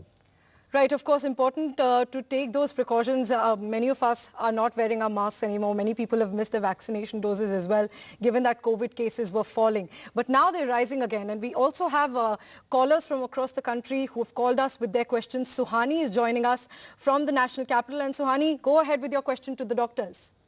Yeah, hi. Good afternoon, doctor. So I wanted to ask, is there any new wave of COVID coming up? Dr. Nagia, if we can take that question with you. Is there any new COVID wave? I think that's a question on most minds currently. So, Suhani, basically what we need to understand is that this is a virus which has entered in our ecosystem and is going to stay with us. The numbers can go up and down. Whether to call it a wave or not to call it a wave is more of an epidemiological question and more of a theoretical question. But what we have to understand is that yes, the numbers are rising and we need to be careful. Right. Okay. Thanks very much, Suhani, for joining us and for that question. I think that's a pertinent question that all of us ask every time COVID cases start going up. But that question doesn't seem to have a clear yes or no for now. We also have Jaideep joining us from Mumbai. Jaideep, if you can hear me right now, what's your question to our doctors? Good afternoon, doctors. My question is, in Mumbai, we are seeing a lot of flu cases, seasonal flu that is. Is there any way to differentiate seasonal flu from COVID? Do we need to worry about COVID when we get seasonal flu? Right. If you could please answer that question. Is that question to me? Yes. Yes, Dr. Parekh. Okay, Jaideep, there's an interesting pattern in the distribution so far. Delhi questions go to Delhi and Mumbai questions come to the person in Mumbai. There is a way to differentiate, but it's not practical. The surest way to differentiate is not necessarily in a clinical manner, though that can help to some degree, but with the RT-PCR test. So Jaideep, the RT-PCR test has become very sophisticated now relative to what it was earlier. It can detect not just COVID, but about 9 other viruses, including H3N2. So that test will help in deciding what it is one way or the other. On the other hand, there's considerable overlap in the symptoms between H3N2 and COVID. And what doesn't change, however, is by and large, again, I'm just talking generally, of course, the medication if given in the first 5 days is very different for these two illnesses. But as Dr. Nangyam pointed out to us, most of the cases are mild, do not warrant a specific antiviral medication. So from that point of view, it is indeed somewhat challenging to differentiate between the two, and both are spreading rapidly, but the precautions are the same. The management is more or less the same. Right. So, of course, that's a very important question, given that the COVID cases are rising when influenza cases are already spreading across the country and many people are having that incessant cough and cold. We have another caller joining us, Piali, who's joining us from Mumbai. Piali, thanks very much for joining us. What's your question for us? Yeah, good afternoon, everybody. I am from Mumbai and just want to have some basic ideas. Like, I have been vaccinated with both the doses, COVID-19 doses, but with the upcoming surge with in the COVID cases, do I need to have the booster dose? Because I'm pretty worried about it, because I'm a patient of a thyroid patient, as well as I am prospective. Sorry. Hello. Right. Piali, your question, we've heard that loud and clear. Dr. Vivek Nangia, if you could please take that question. Yeah, so really thank you for asking that question. So people who have not received their precautionary dose, I think should go ahead and take the precautionary dose. One may debate on this, saying that the current vaccine, we don't know whether that covers the current strain or not, but all the same, I think it will provide some kind of a cross protection, at least to some extent. So we should go and take the vaccination and not deny ourselves that safety measure, which can really be very valuable to some people at times. Thanks, Dr. Vivek Nangia, for that answer, and thanks, Piali, for calling us as well. So I think those are pertinent questions currently on all minds right now, that whether, what are the distinctions between COVID-19, the symptoms for COVID-19 and the influenza spread that's currently going on? Is it a new wave? Another question that I have is that whether there's a fear of a new variant coming up this time. Dr. Lancelot Pinto is also joining us now, who is a consultant pulmonologist and epidemiologist at Hinduja Hospital. Thanks very much, doctor, for joining us. And if I can get this question to you, is there a fear of a new COVID variant that could be driving this rise in cases, or is it Omicron, which of course led to the rise in cases in the previous wave? Hi, and thank you for inviting me. So from what we know from surveillance, the prevailing strain right now seems to be the XBB 1.116 or the XBB 1.16 strain, which is a subvariant of Omicron in itself. So it doesn't look like there has been a major evolution of the virus enough to call it a new strain. And there is no reason to believe right now that this particular strain is more virulent or causes more severe disease than the pre-existing Omicron variants. There is some suggestion that this might be more transmissible, but typically in the history of a virus, we know as viral infections evolve over time, transmissibility might improve, but that doesn't necessarily convert into increased severity of disease caused by the virus. I think that's one thing that we'll need to watch out for very closely in terms of the rates of hospitalization, in terms of the kinds of individuals who are getting hospitalized. Are they high risk or are they low risk individuals who are getting hospitalized? And so far there have been no major red flags suggesting that this is causing some sort of a severe disease in low risk individuals. So therefore I think the focus still should remain on high risk individuals. So those who haven't received their precautionary doses should receive it as soon as possible. And there should be some discussion around whether we should offer periodic boosters to individuals who are immunocompromised. Right, those boosters are extremely important, given that many people have not even taken their third dose, considering that cases were falling for the last few months. We have another caller joining us. Kiran Chopra is joining us from Lucknow. Thanks very much for joining us. And what's your question for the doctors? Yes, good afternoon and hello, doctors. We spoke about the symptomatic aspect of both COVID and the conventional viral that is around. And there is a blurred line between the kind of medication that needs to be administered for the viral as well as for the COVID symptoms in case it is COVID positive. Because some doctors prescribe antibiotics and some ask you just to take standard paracetamol and, control the viral symptoms. So what really is to take in case it is COVID?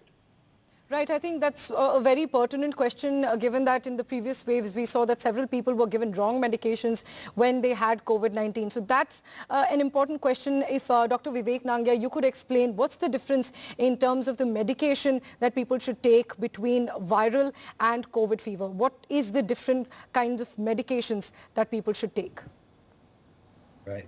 So basically what we need to understand is that we need to stratify our patients into two groups, the high-risk group and the non-high-risk group. As I said, the high-risk group people would require early identification of the virus, whether it is COVID or influenza, and then be given anti-specific antiviral drugs. There's no role of any antibiotics here. People who have a mild to moderate kind of an illness, especially the mild group and with no high-risk group, they don't need to worry about any medication. They should just take symptom-based medication. Like if you have fever, then you take a paracetamol. If you have congestion, then you take some anti-allergics, decongestants. If there is some wheezing in the chest, then you may need to consult your pulmonologist and take some nebulizers or inhalers accordingly. So antivirals are restricted only for people who have a moderate to severe disease or somebody who has a high-risk group. And antibiotic definitely is not needed in this situation. That's, of course, important to note, given that several people were given wrong medications that only made matters worse. We also have another caller joining us. Brigadier Dilip Khosla is joining us from Delhi. And Brigadier, I think you're also COVID positive currently. So what's your question, given that you're one of the people that are witnessing this rise in COVID cases and you're yourself a patient currently? Well, I have a very simple question. I am 72 years old. My wife is 63. And we've both been through both the basic shots and the booster shot. And we have both picked it up again. So is there a worry for people in our group? And do we need to take any special tests to get through this? Dr. Parekh, if we could take that question to you. Yes, Brigadier. I'm sure in your career you faced much, much worse in defending our country. At this point, some concern, and I'm sure my colleagues will agree with me that there's not much to worry. But your question raises something very interesting about this virus or this variant and how it is so different from the other variants we've had in the past. By and large, the variants come out of mutations. So, think of it as a tree and there are different branches and they're just kind of spreading. And two things are happening, Brigadier. One, the virus is becoming progressively weaker, and two, human immunity is increasing. But then comes a variation like this, which is foxy, because it's a recombinant variation. So the strengths of two daughter viruses have combined together. And one study from the University of Beijing and then a study from the University of Tokyo, both showed more or less the same thing, that of all the variants we've seen thus far, the current variant is the most successful in eluding antibodies. So that explains why, despite the vaccination, that's the first part of the question, both of you have been vaccinated, and yet you're infected. On the other hand, as has been amply pointed out earlier, this is not causing severe infections as yet. So if you want to be an optimistic, I would suggest you can take solace in the fact that this is another vaccination for you. And again, studies have pointed out that the immunity that you get after an infection is far superior to that induced by vaccines. So if your symptoms are mild, you are tiding over it, I would suggest that there's no cause to worry. Concern just to monitor yourselves. And once you're well, just assume that you've had your booster all over again.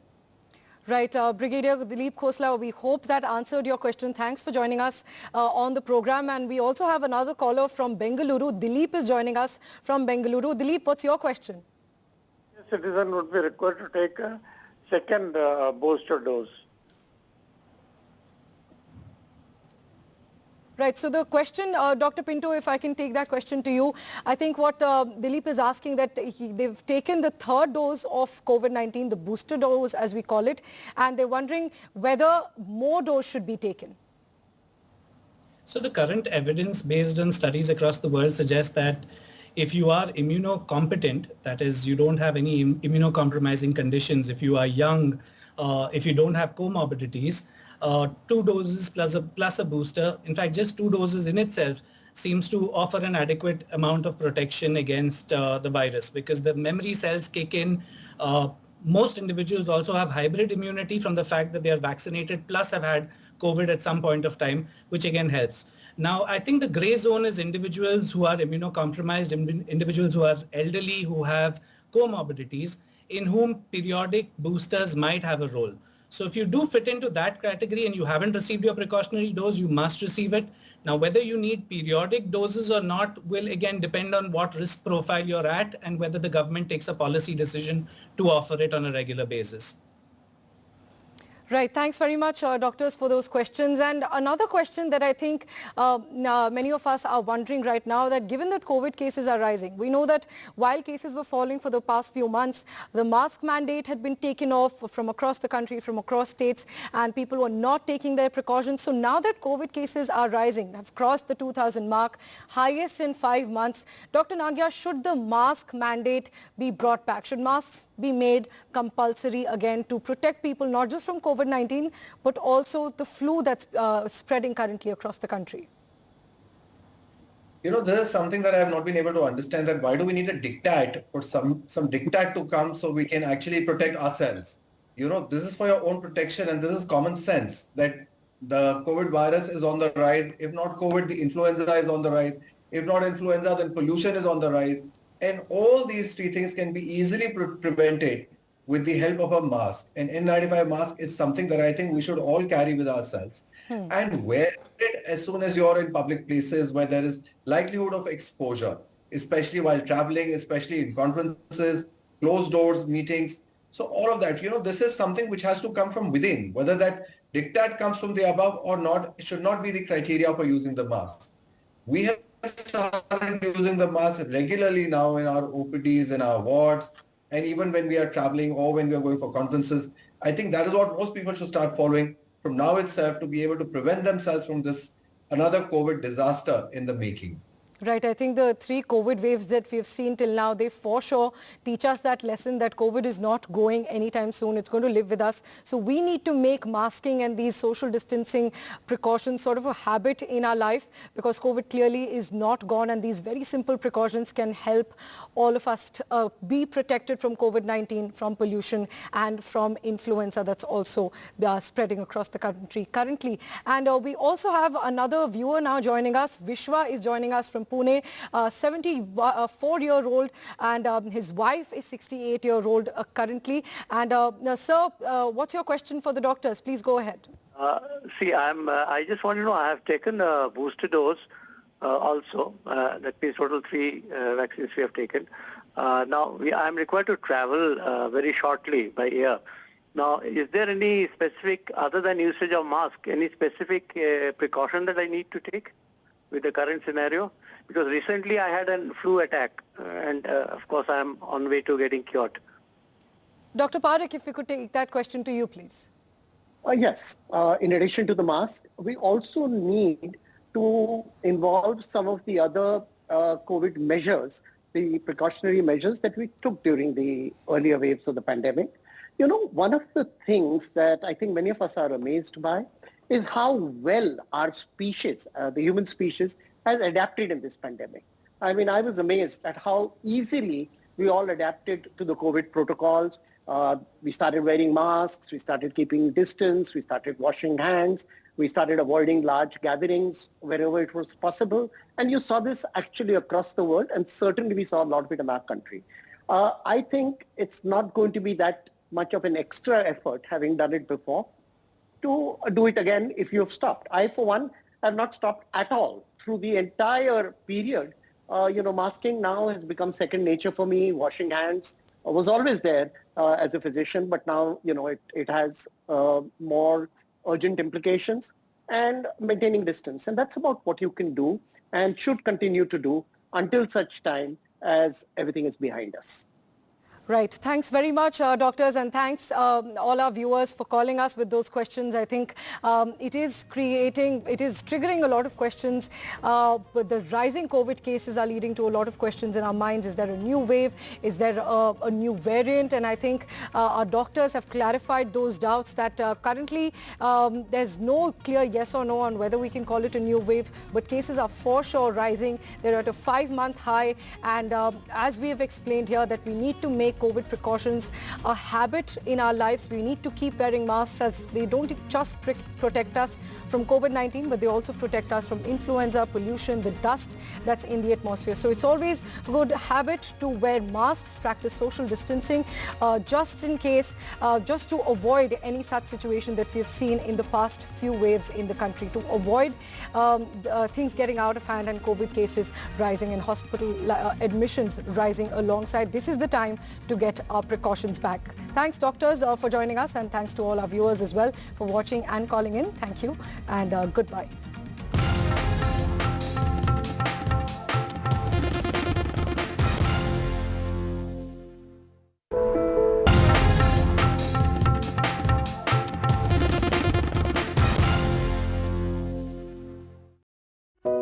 Cross the distance between darkness and vision. Teach a generation that has lost all hope.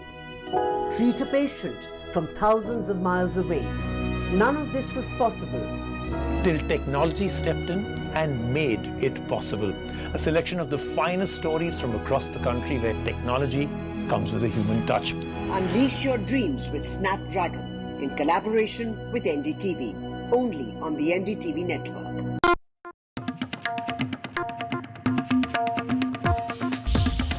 Years since we started, this music has been with you, playing in your homes, at work, and in your car. Now, we want you to share your version of it. Calling all music buffs from across India to let your inner artists out by creating an incredible remix of the NDTV signature track for the world to hear. Log on to ndtv.com/bestofndtv to access the original track. Get inspired and submit your rendition. One winner gets an all-expense-paid holiday for two to the luxurious Alila Fort, Bishangarh, Rajasthan.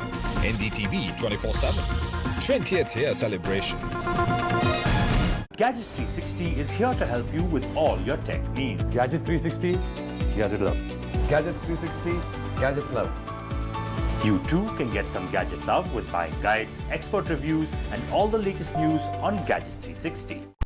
Debates are essential not just for journalism but for humanity. It ignites our mind, opens it up for counter-opinion. To hear all views, opinion of all hues. Which is why the oldest running debate show on Indian news television is not 23 years old, but young at 23. इस initiative को मैं अभिनंदन करता हूं कि सच को सच के रूप में पेश करने का उन्होंने साहस दिखाया. So let us begin the big fight. In a deeply polarized world, where space for disagreement is shrinking, where take it or leave it defines discourse, we take a step back. A debate has many facets, perhaps no one right answer. Left, right and center, conversations that get to the core of the debate. Left, right and center with me, Vishnu Shobh, 9 p.m. on NDTV 24/7. 20 years since we started, this music has been with you. Now, we want you to share your version of it. Let your inner artists out by creating an incredible remix of the NDTV signature track.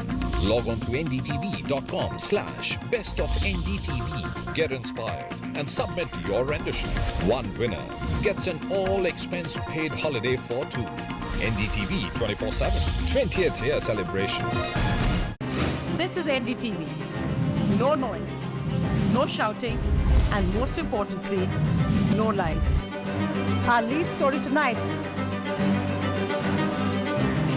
Big international story. India is closely watching it.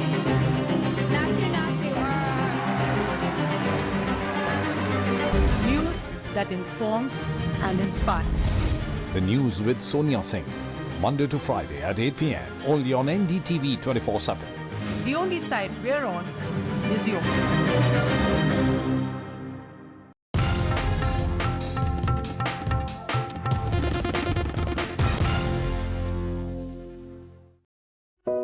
Cross the distance between darkness and vision.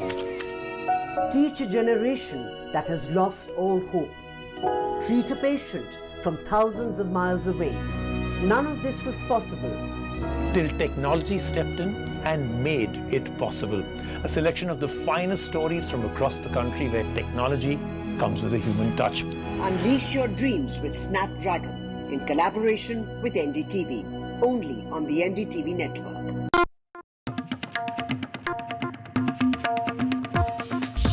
20 years since we started, this music has been with you, playing in your homes, at work, and in your car. Now, we want you to share your version of it. Calling all music buffs from across India to let your inner artists out by creating an incredible remix of the NDTV signature track for the world to hear. Log on to ndtv.com/bestofndtv to access the original track. Get inspired and submit your rendition. One winner gets an all-expense-paid holiday for two to the luxurious Alila Fort, Bishangarh, Rajasthan. NDTV 24/7. 20th year celebrations. Gadgets 360 is here to help you with all your tech needs. Gadget 360, Gadget Love. Gadgets 360, Gadgets Love. You too can get some gadget love with buying guides, expert reviews, and all the latest news on Gadgets 360. Debates are essential not just for journalism but for humanity. It ignites our mind, opens it up for counter-opinion. To hear all views, opinion of all hues. Which is why the oldest running debate show on Indian news television is not 23 years old, but young at 23. इस initiative को मैं अभिनंदन करता हूं कि सच को सच के रूप में पेश करने का उन्होंने साहस दिखाया. So let us begin the big fight. In a deeply polarized world, where space for disagreement is shrinking, where take it or leave it defines discourse, we take a step back. A debate has many facets, perhaps no one right answer. Left, right and center, conversations that get to the core of the debate. Left, right and center with me, Vishnu Shom, 9 p.m. on NDTV.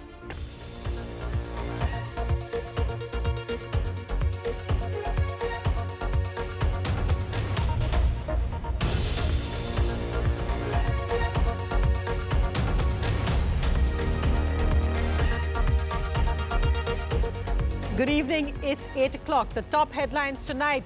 The election dates are out for one of the most keenly awaited contests of 2023. Karnataka voting on the 10th of May, the verdict on the 13th. It's high stakes for the BJP for its only southern government and the Congress as the main challenger in Karnataka. The Congress chief caught throwing 500 rupee notes at voters, and Rahul Gandhi will now begin his election campaign at the site of the Modi comments where he got disqualified. The Prime Minister speaks at a global summit for democracy, saying India is the mother of democracy. We had elected leaders much before others. Meanwhile, the Congress and the Trinamool are holding press conferences and protests against what they say is the murder of democracy.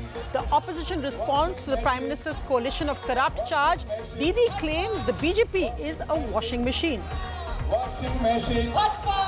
Washing machine.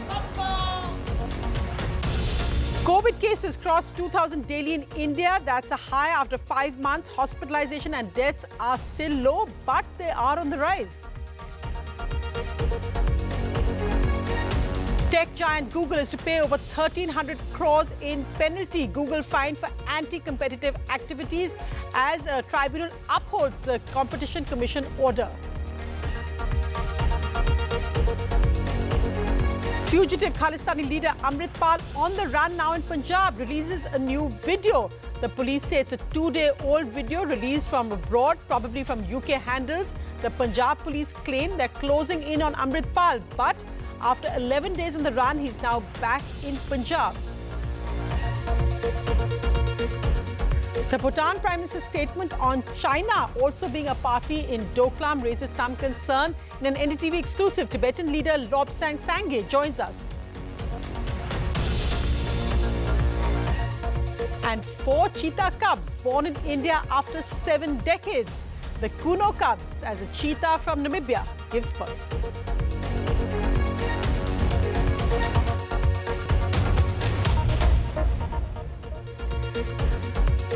Our lead story tonight, this is the big election battle. Karnataka votes on the 10th of May. The verdict will be on the 13th.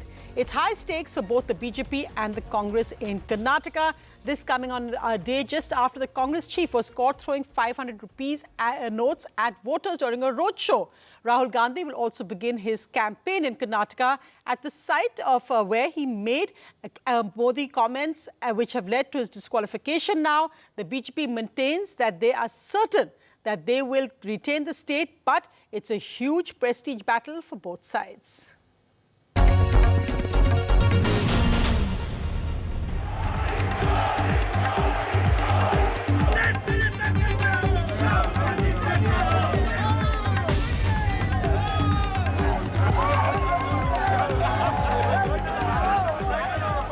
Less than 6 weeks for the big battle in Karnataka, where it will be a triangular fight. The BJP hopes to retain power, even as it is accused of communalizing and polarizing in its bid to make Karnataka Congress Mukt. The Congress is going full throttle with its 40% corruption narrative against the Saffron Party.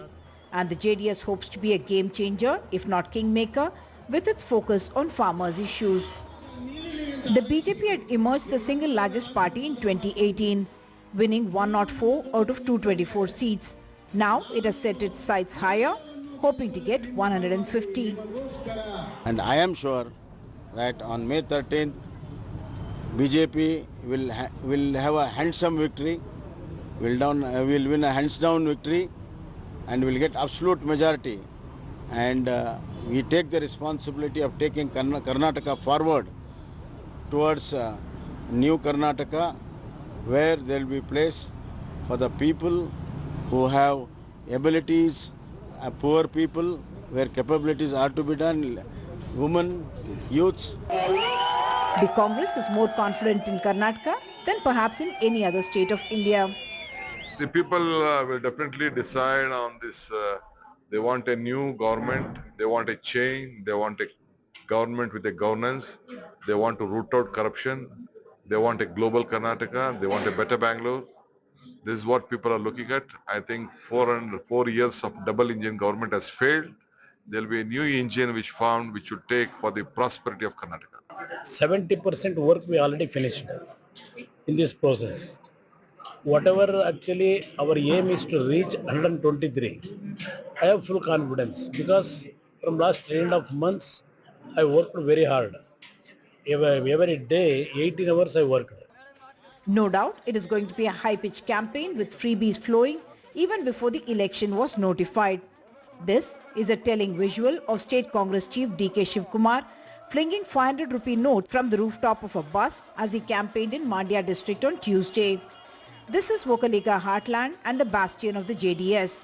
The Congress leader, who is a Vocaliga himself, is trying to strengthen the party's base in Mandya, where all 7 seats were won by the JDS in 2018, though a defection in 2019 allowed the BJP to open its account in the Vocaliga region. The BJP has most recently also sought to consolidate that base by increasing reservation for Vocaligas from 5 to 7%.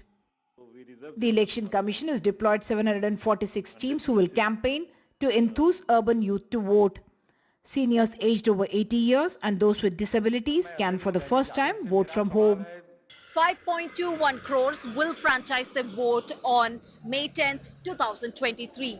Whether it's no corruption promise by the Congress or the BJP's narrative based on polarization on communal lines or people's policies, on the festival day of democracy, the people will decide the fate of the state. In Bengaluru with Kumar, Srija for NDTV. And speaking virtually at a global summit of democracy, Prime Minister Narendra Modi said India is the mother of democracy and that elected leaders were in India before many others. There are also many historical references to republic states in ancient India where the rulers were not hereditary. India is indeed the mother of democracy. Excellencies, democracy is not just a structure. It is also a spirit.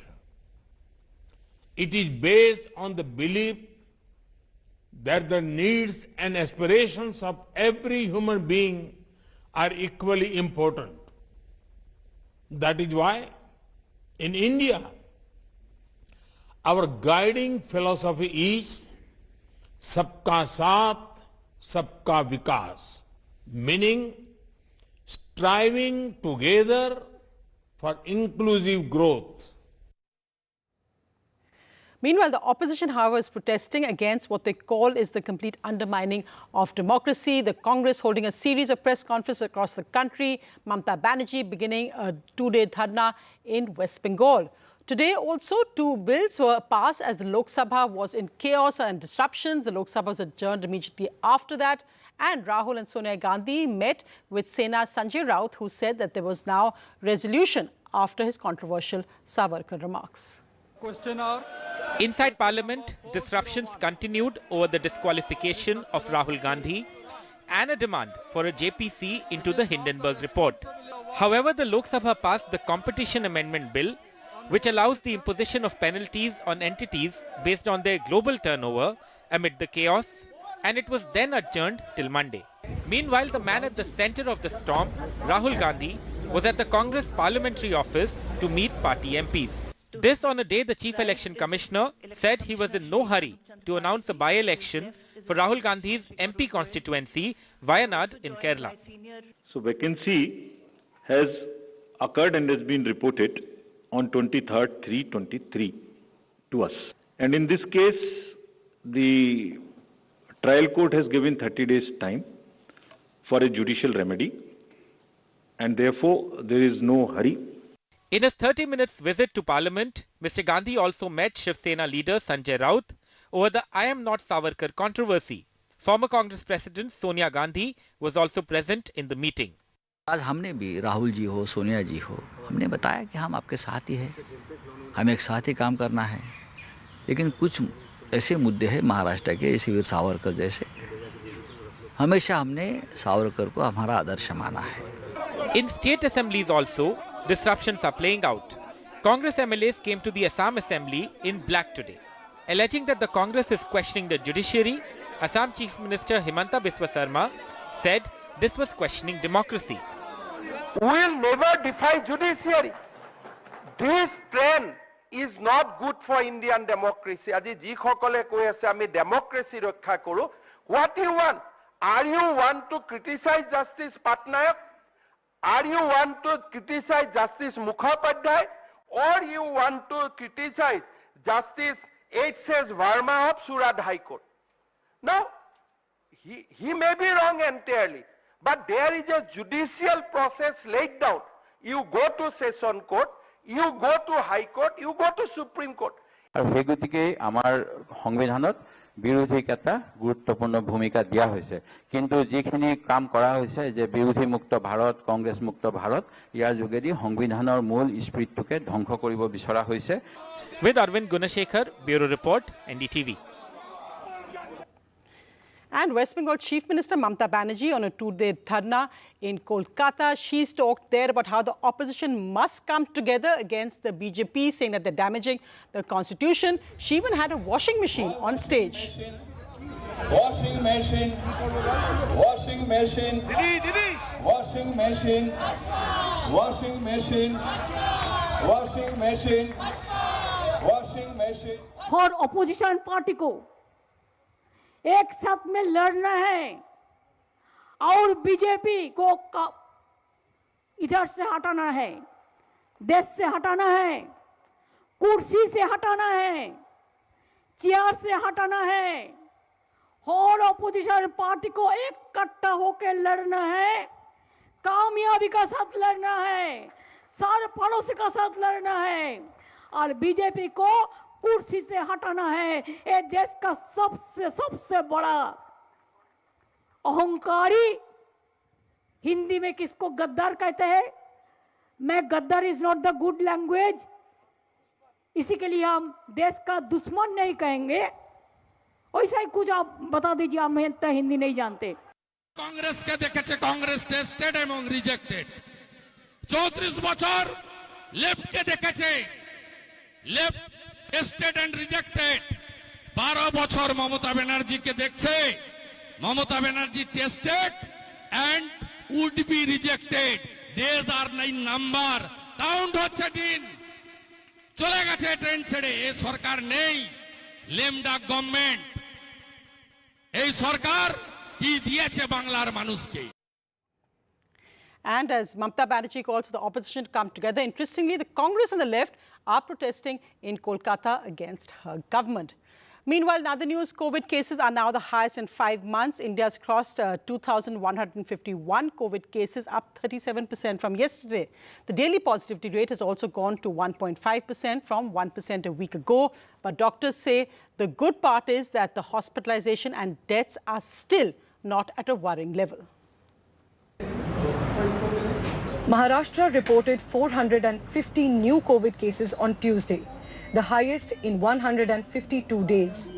while active COVID cases in the capital Mumbai have doubled in the past week. Of the 52 COVID patients in Mumbai hospitals, 33 cases or 63% are on oxygen support and some of them in ICUs. This prominent hospital in Mumbai has 36 COVID patients, the highest for one hospital in the city. A worrying statistic is that 5 of the 36 patients are in the ICU. This 36-year-old man who's in the ICU fell ill about 10 days ago with a severe weakness.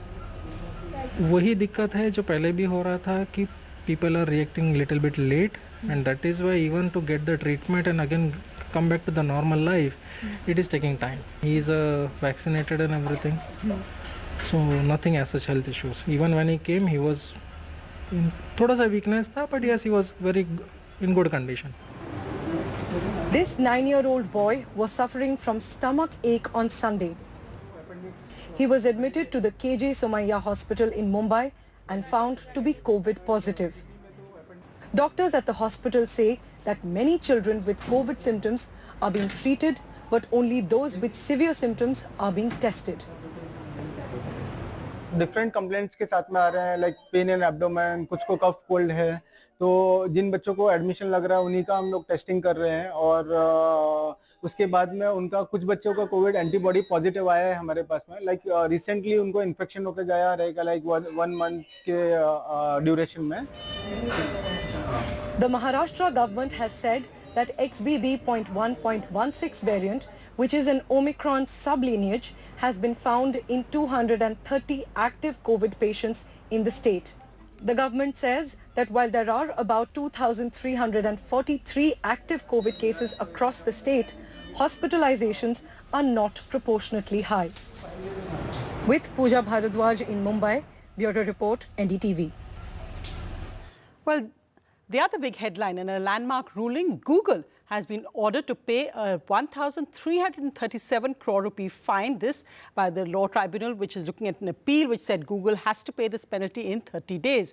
Google was ordered to pay this penalty for anti-competitive practices by the Competition Commission of India, and the National Company Law Appellate Tribunal upheld the CCI's order today. The tribunal has said that Google must pay for abusing its dominant position by saying that the pre-installation of Google's suite is an abuse of Google's dominant position. The other story we are tracking, and that's that of fugitive Khalistani leader Amritpal, who's on the run but apparently back in Punjab. He's just released a new video. The Punjab police said this video is 2 days old and apparently has been released by UK handles. The YouTube handle from which it was uplinked has been shut down by the police. So that's the video. We are purposely not using the audio of what Amritpal Singh is saying. But it's been a 12-day chase for Amritpal. He's still not been caught. But the Punjab police say he's back in Punjab and they're now narrowing in on him. A new video released by fugitive Khalistani leader, 30-year-old Amritpal Singh, defying the Punjab police as the hunt for him is closing in. The video, where he's wearing a turban, has him in a completely different image from these pictures, without a turban, in jeans, and an energy drink taken in Delhi. It's now been 11 days since the fugitive Amritpal has been on the run, evading almost 80,000 cops. Now, according to the Punjab police, he's back in Punjab. According to them, this is the same Innova car in which Amritpal was trying to reach Amritsar's Akal Takht via Hoshiarpur. Posters are now up with Amritpal's name and picture and an appeal to people to inform the police if he's seen. Today, a flag march took place around the Golden Temple Gurdwara. Amritpal Singh is expected to reach the Sikhs' holiest shrine, the Akal Takht, at the Harmandir Sahib Gurdwara in Amritsar. यही guideline है कि पूरा Amritsar city को traffic मुक्त करेंगे. जो जितने जाम ये वो लोगों को ऐसे लगे कि हम किस शहर में आए, यहाँ इतना बड़ा लॉ ऑर्डर भी इसके साथ ही आ जाता है. अगर रास्ते में दुकानदार अपना सामान बाहर रख देते हैं तो जो लोग यहाँ जाते हैं उनकी लड़ाई झगड़ा हो जाता है. गाड़ी उनकी लंघती नहीं, तो जो गाड़ी को प्रॉब्लम आ रही है तो इसलिए उनका झगड़ा होता है. तो अगर पूरा रास्ता मिले तो किसी का कोई झगड़ा ही नहीं होगा. With Saurabh Shukla, Bureau Report, NDTV. An important observation by the Supreme Court today: stop using religion in politics, a two-judge bench said today to politicians. Justice Joseph said that the moment politics and religion is segregated, all hate speech will stop. Why cannot people of India take a pledge to not vilify other citizens or communities? Fringe elements from all sides are making such statements, said Justice Nagaratna, also part of the two-judge bench, as the Supreme Court was hearing a batch of petitions also challenging the series of anti-minority rallies that had been held in Maharashtra recently. Moving now to our NDTV exclusive, with us in studio is the former head of the Tibetan administration in India, Lobsang Sangye, who joins us for this exclusive. Dr. Sangye, thank you so much for joining NDTV. It's interesting that you're here at a time when India has some concerns about statements by the Bhutan Prime Minister, where he said China is also a party in the Doklam dispute. Do you see this as part of China's larger expansionist strategy? People in Bhutan are now saying that this is actually something which the Bhutan Prime Minister was just stating the position. He hasn't made any change. Well, good to be on your show, Sonia Singh. And yes, we've been saying this, Tibetans, for the last 60 years, that Chinese leaders, including Mao Zedong, have said, let's occupy Tibet. Tibet is the palm. And after that, we go after 5 fingers: Ladakh, Nepal, Bhutan, Sikkim, and Arunachal. So what's happening in Bhutan, or Doklam area 2017, Galwan in 2020, and recently in Arunachal Pradesh, all these are part of the expansionist policy of the Chinese government to pressurize all these Himalayan areas, including Bhutan, to concede land and territory to China. Now, the fundamental fault, I've been saying this, is that since India called, instead of Indo-Tibet border, India called it Indo-China border, thereby essentially inviting Chinese troops to come to the border. Once they're at the border, including in Doklam, in Bhutan, they will say much more is their territory. So there lies the fundamental problem. So Tibet has served as a buffer zone between India and China, because India never had a land border with China. After the occupation of Tibet, all these problems have come. At a larger geopolitical level, also, China wants to be #1 in the world by 2049. They have declared so. That's the 100th anniversary of the Communist Party of China. Yes. To be #1 in the world, first you have to be the hegemon or the dominant in your own region. That's Asia. And in Asia, who is their potential competitor? India. So hence to unnerve India, to disturb border areas, is the way to muscle their way towards #1 in Asia. India's foreign minister has made the point that it is under this government that we've seen the largest military deployment by Indian troops on the border. Currently, he's currently, of course, the major political issue with Rahul Gandhi targeting the government on this. But India has remained very strong and said that we have taken the most aggressive policy so far of previous governments against China. Even the fact that India has been much more open to His Holiness the Dalai Lama and Tibetan leaders like yourself has been a change from earlier, when we were, in a sense, you were in our country, but we often were very, not very open about it.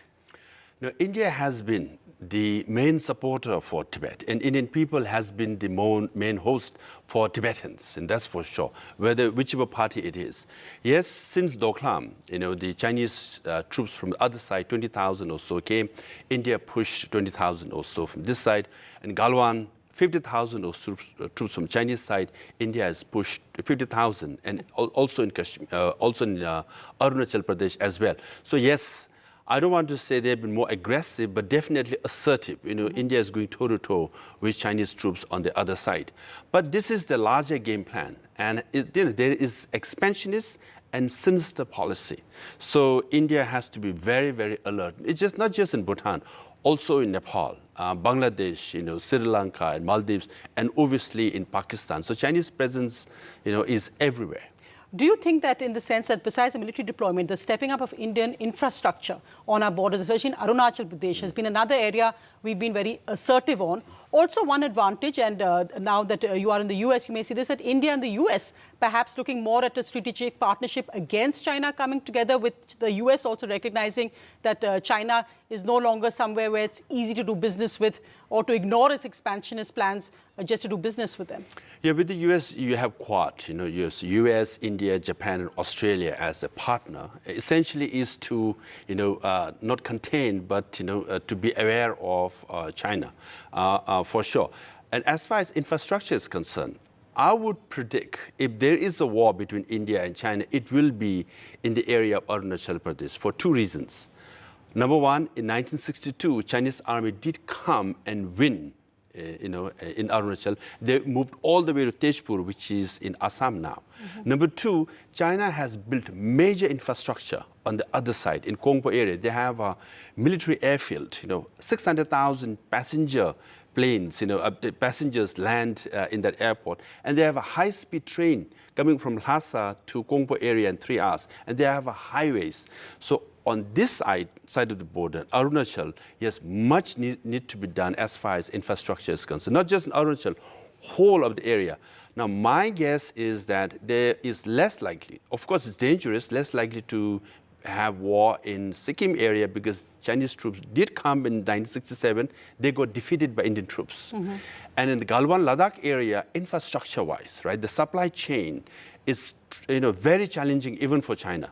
So, China might see Arunachal as an advantageous area as far as infrastructure is concerned. And most importantly, 6th Dalai Lama was born in Arunachal Pradesh. So, hence China calls Arunachal, the Tawang area, South Tibet. No, and I think it's an important point that India also had a G20, one of the meetings of G20 in Arunachal Pradesh just this week to make that point as well. I mean, even though China boycotted, it's not something we are going to compromise on. But just that point, of course, that His Holiness the Dalai Lama just a few days ago anointed the third highest spiritual leader of Buddhism, a young boy. It's interesting because that's something China keeps maintaining, that, that we will decide who the next Dalai Lama is. Ironical that the Communist Party will decide the highest Tibetan spiritual leader, living God, as the Buddhists see him. Was this a clear message to China by His Holiness?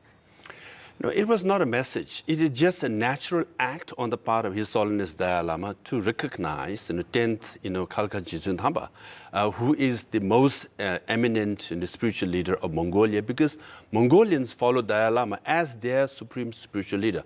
So it's his responsibility to recognize and, the Khalkha Jizun Thamba, which His Holiness Dalai Lama did. Now, obviously, Chinese government is objecting. What they're saying is, it's their right. They're a communist party. They say religion is poison. They destroyed 98% of monasteries and nunneries in Tibet, disrobed 98% of monks and nuns, right? And then looted, burned 90% of Tibetan artifacts, right? And then they have banned the photograph of Dalai Lama, and they're saying they have more right to recognize reincarnated lamas than, His Holiness Dalai Lama. So His Holiness Dalai Lama's right, and he did the right thing, and people in Mongolia are very happy with that. Thank you so much, Dr. Sangay, for coming in and with your analysis of the current situation. Thanks, it's very valuable. Thank you. Well, we'll end now with something completely different, but we have to always have good news as well. And here it is. As the Prime Minister tweeted, wonderful news. These 4 cheetah cubs, the first cheetahs born in India since 1952. They're the litter of a 4-year-old female Namibian cheetah who had come to India last year. These cheetahs released then on the Prime Minister's birthday. So 4 new baby cheetahs at Kuno National Park in Madhya Pradesh. These 4 cheetah cubs are the first to be born on Indian soil in over 7 decades. This is a big success story in India's cheetah project, post the intercontinental translocation of 20 cheetahs from 2 African nations. The cubs were born to 3-year-old CIR. अच्छी खबर है, खुशखबरी है। हम एक दिन पहले दुखी हुए थे कि किडनी के संक्रमण के कारण सासा को बचा नहीं पाए, लेकिन सियाया ने अब 4 शावकों को जन्म दिया है और स्वस्थ है। मैं प्रधानमंत्री जी के विजन को प्रणाम करता हूं। चीता पुनर्स्थापित करने का प्रोजेक्ट सफलता की दिशा में जा रहा है। The births are great news. After the recent death of Sasha, the 4.5-year-old female cheetah due to a kidney ailment. With Anurag Dwari in Bhopal, Sneha Koshi for NDTV. We'll take a quick break now, but lots more after that on Breaking Views. What's going to happen in Karnataka and what are the main factors in this election?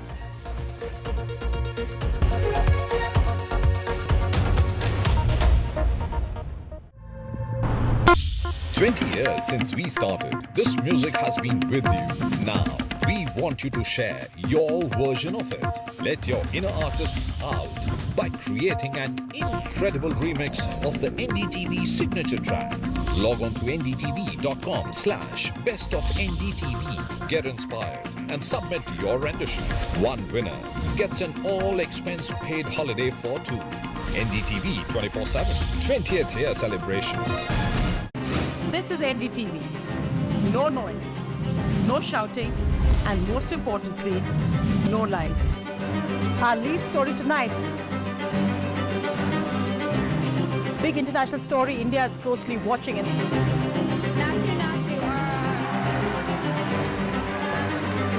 News that informs and inspires. The news with Sonia Singh. Monday to Friday at 8 p.m. only on NDTV 24/7. The only side we're on is yours.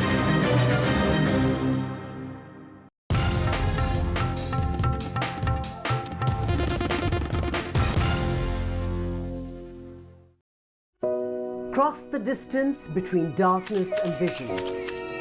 Teach a generation that has lost all hope. Treat a patient from thousands of miles away. None of this was possible till technology stepped in and made it possible. A selection of the finest stories from across the country where technology comes with a human touch. Unleash your dreams with Snapdragon in collaboration with NDTV, only on the NDTV network.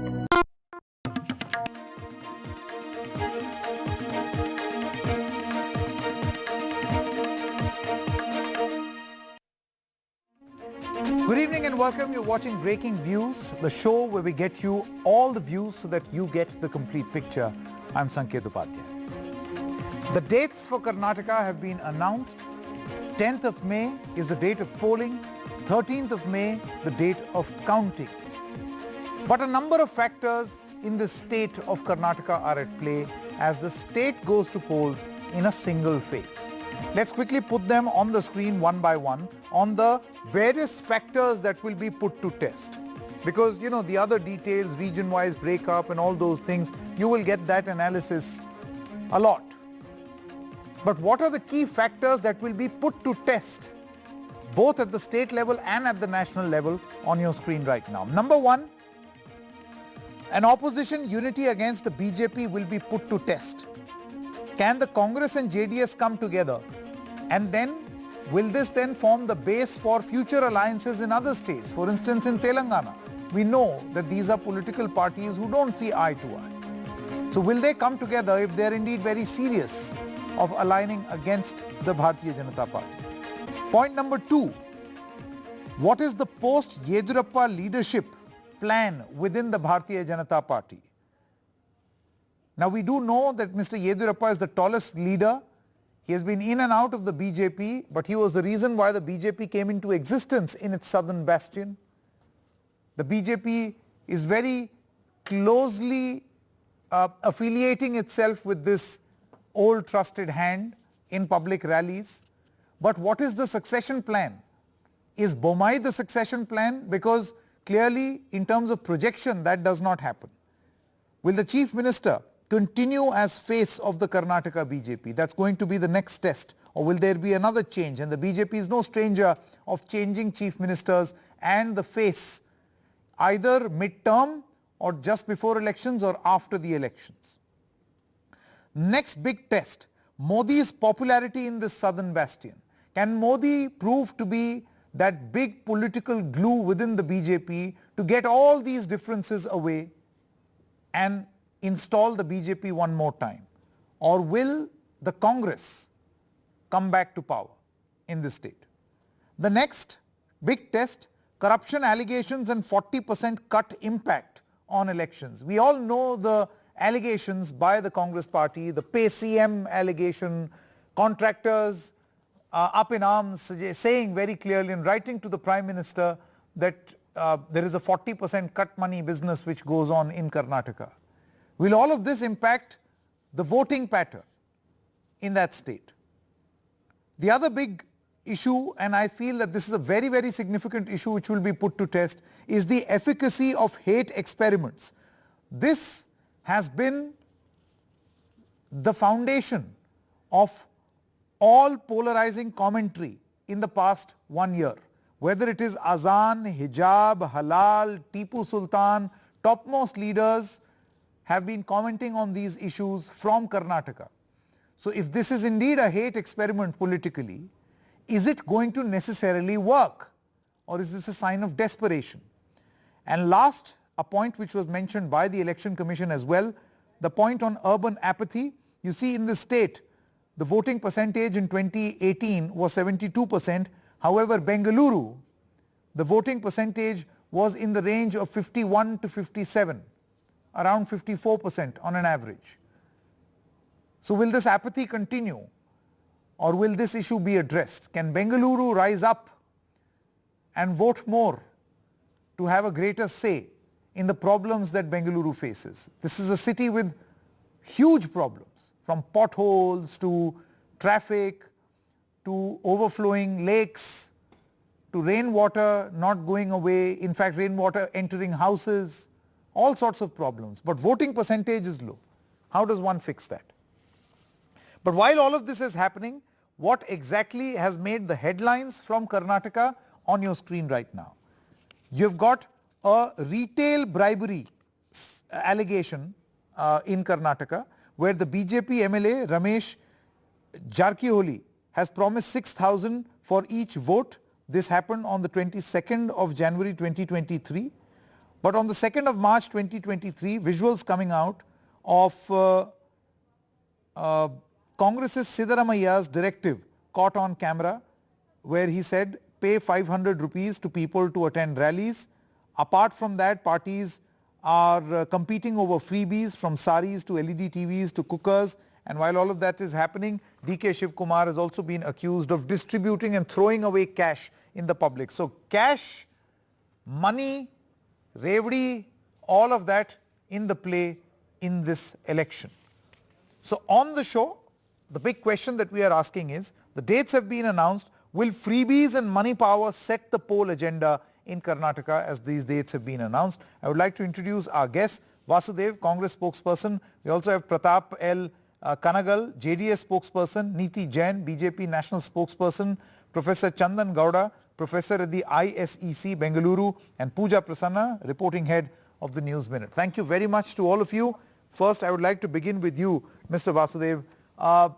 The analysis that a lot of people seem to be doing is that this is going to be an election for the Congress party to lose.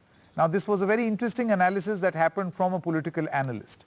I want to know from you that do you feel that given a chance that the Congress party sees for itself in Karnataka, all these allegations of money at play, all the campaign that you have built, do you think that you can sustain this campaign with effective intra-party coordination among leaders and inter-party coordination should there be a need for opposition unity?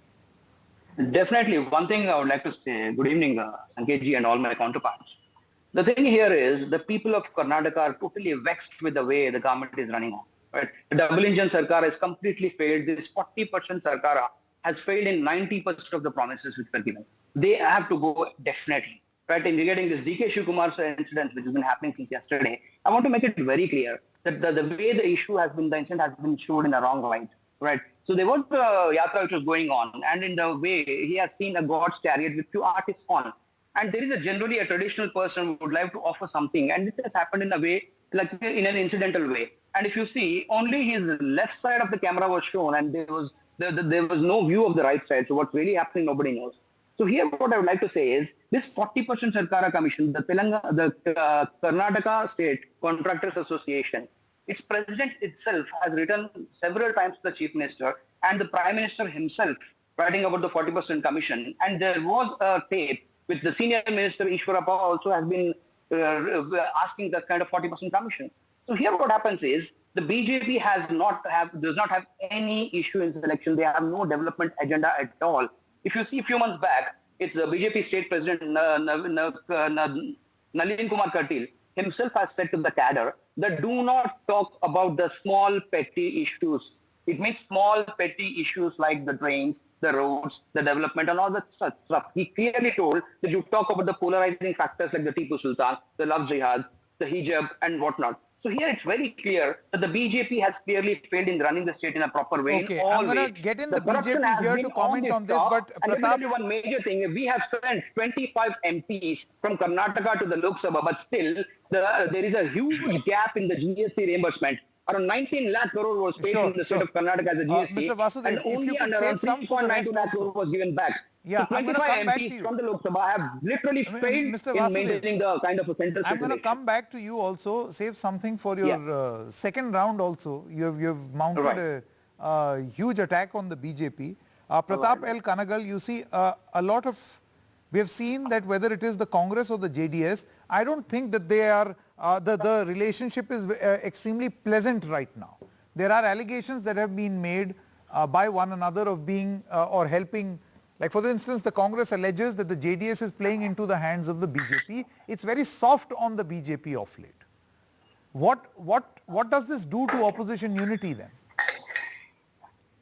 See, for us, for JDS, Congress and BJP are equal opponents in state. We take Congress as well as BJP at the same level of opposition. We don't have any soft corner for Congress or BJP. So our intention is to get a majority ourselves and form the government. So there's no question of showing soft corner to BJP or Congress. And Congress is being lying about this. Even the last election, they made an allegation saying that JDS is a B team of BJP. And what happened on the day of the result? They just unnecessarily they are panicked. They are worried that Muslim because of the Muslim votes they want to consolidate the Muslim votes. That's why they are making wrong allegations and they are trying to scare the Muslim community. That's why Congress is doing that. There's no soft corner, nothing as such. We have in fact it's only Mr. HD Kumaraswamy. No, Mr. Pratap, my question was very straightforward. Where does this take the opposition unity? What do you mean by opposition unity? We are three parties in the state. We are not fighting Lok Sabha election, right? There are three parties in the state, and we all three are fighting. So we are an independent party, and we are contesting independently. We fight Congress as well as BJP at the same level and strength. But then again, I mean, for the JDS, it does not mind doing business with a BJP occasionally or being in an alliance with the Congress. Which is something that happened in Congress and BJP, right? Even why they have to align with somebody who was already partnered with BJP or already partnered with Congress? Okay. Niti Jain, the point over here is that your party, your government is facing a huge challenge. There is a massive hate experiment. You've been accused of indulging in the hate experiment. Just now, Mr. Vasudev said that your own party president seems to be very openly indulging in it. There is a leadership issue which is unsettled. You do not know what to do with Mr. Yediyurappa. And apart from that, there are corruption allegations, 40% cut money, PCM allegations. What do you think, according to you, will work for you? I mean, these are reasons which are stacked against you. What do you think works for you? So first of all, I think when you talk about the hate agenda, I think the BJP has always been working for the development agenda and not the hate agenda as such. We have been working for the state and we intend to keep doing that.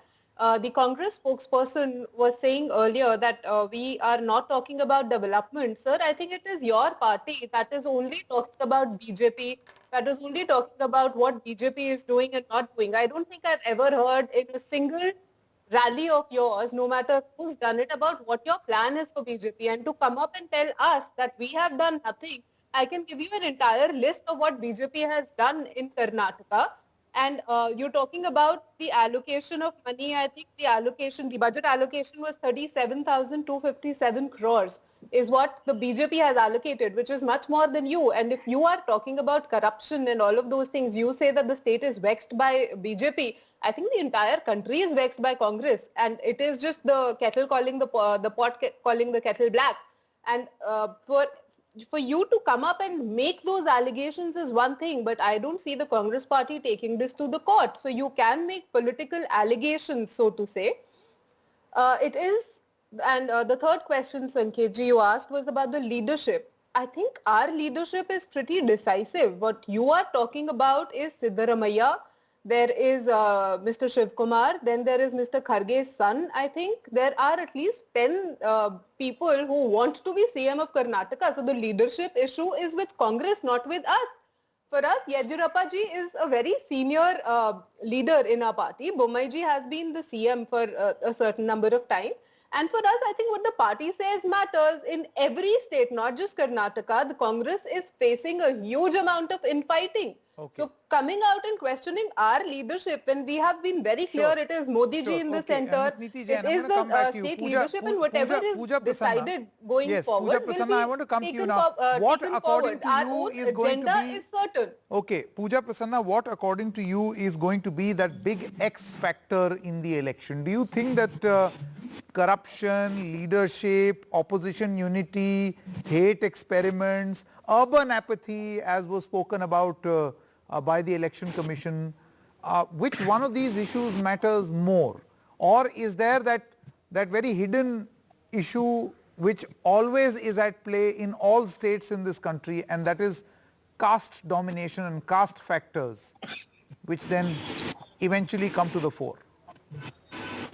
Sanket, it is a known fact that Karnataka politics is ridden with caste factions, and it will be a test to see if the BJP can overcome that. They have been working systematically on social engineering, and the latest move of tampering with the internal reservation is another example. But for me, what I would like to see is how the corruption allegations play out, because I do not see any chief minister, including Yediyurappa, who face so many corruption allegations from so many fronts. Right? Beyond that, if the voters are willing to give the BJP another chance, that would be perhaps testimony to the fact that Hindutva has finally come to Karnataka, because so far BJP has not managed to come to power on its own. Not once have they gotten a simple majority. It has been either through coalition or by poaching that they managed to form a government in Karnataka. So this time around, for the last 16 to 17 months, the highlight of Bommai government has been one after the other Hindutva experiments. In fact, so much so that Karnataka now is leaving states like Uttar Pradesh and even Gujarat behind. Our anti-conversion law is more stringent than any other state in other BJP-ruled states. So if the BJP comes back to power on its own in Karnataka, that would be testimony to two things. One, that the Modi factor works because the local leadership does not have much goodwill left. So if the BJP comes back to power, that means the national leadership of the BJP prevailed, and two, corruption will not be an issue anymore, because even despite so many people coming out, and some of them, remember, the contractors said that they were voters of the BJP, but they were also being troubled by accusations of bribe. So if the BJP comes back, that means that the voter does not care for corruption allegations anymore. Okay, Professor Chandan Gowda, what is your assessment? Do you feel that these issues are going to be a big matter and a huge concern in the elections? The allegations of corruption, the very open experiments with hate, or do you think that very, very clear caste equations and caste domination is going to work? Which is also a reason why you see the BJP cozying up to its old leadership of Mr. Yediyurappa. He's always on stage, there's great amount of respect, and for everyone to see that respect is visible, just to woo the community.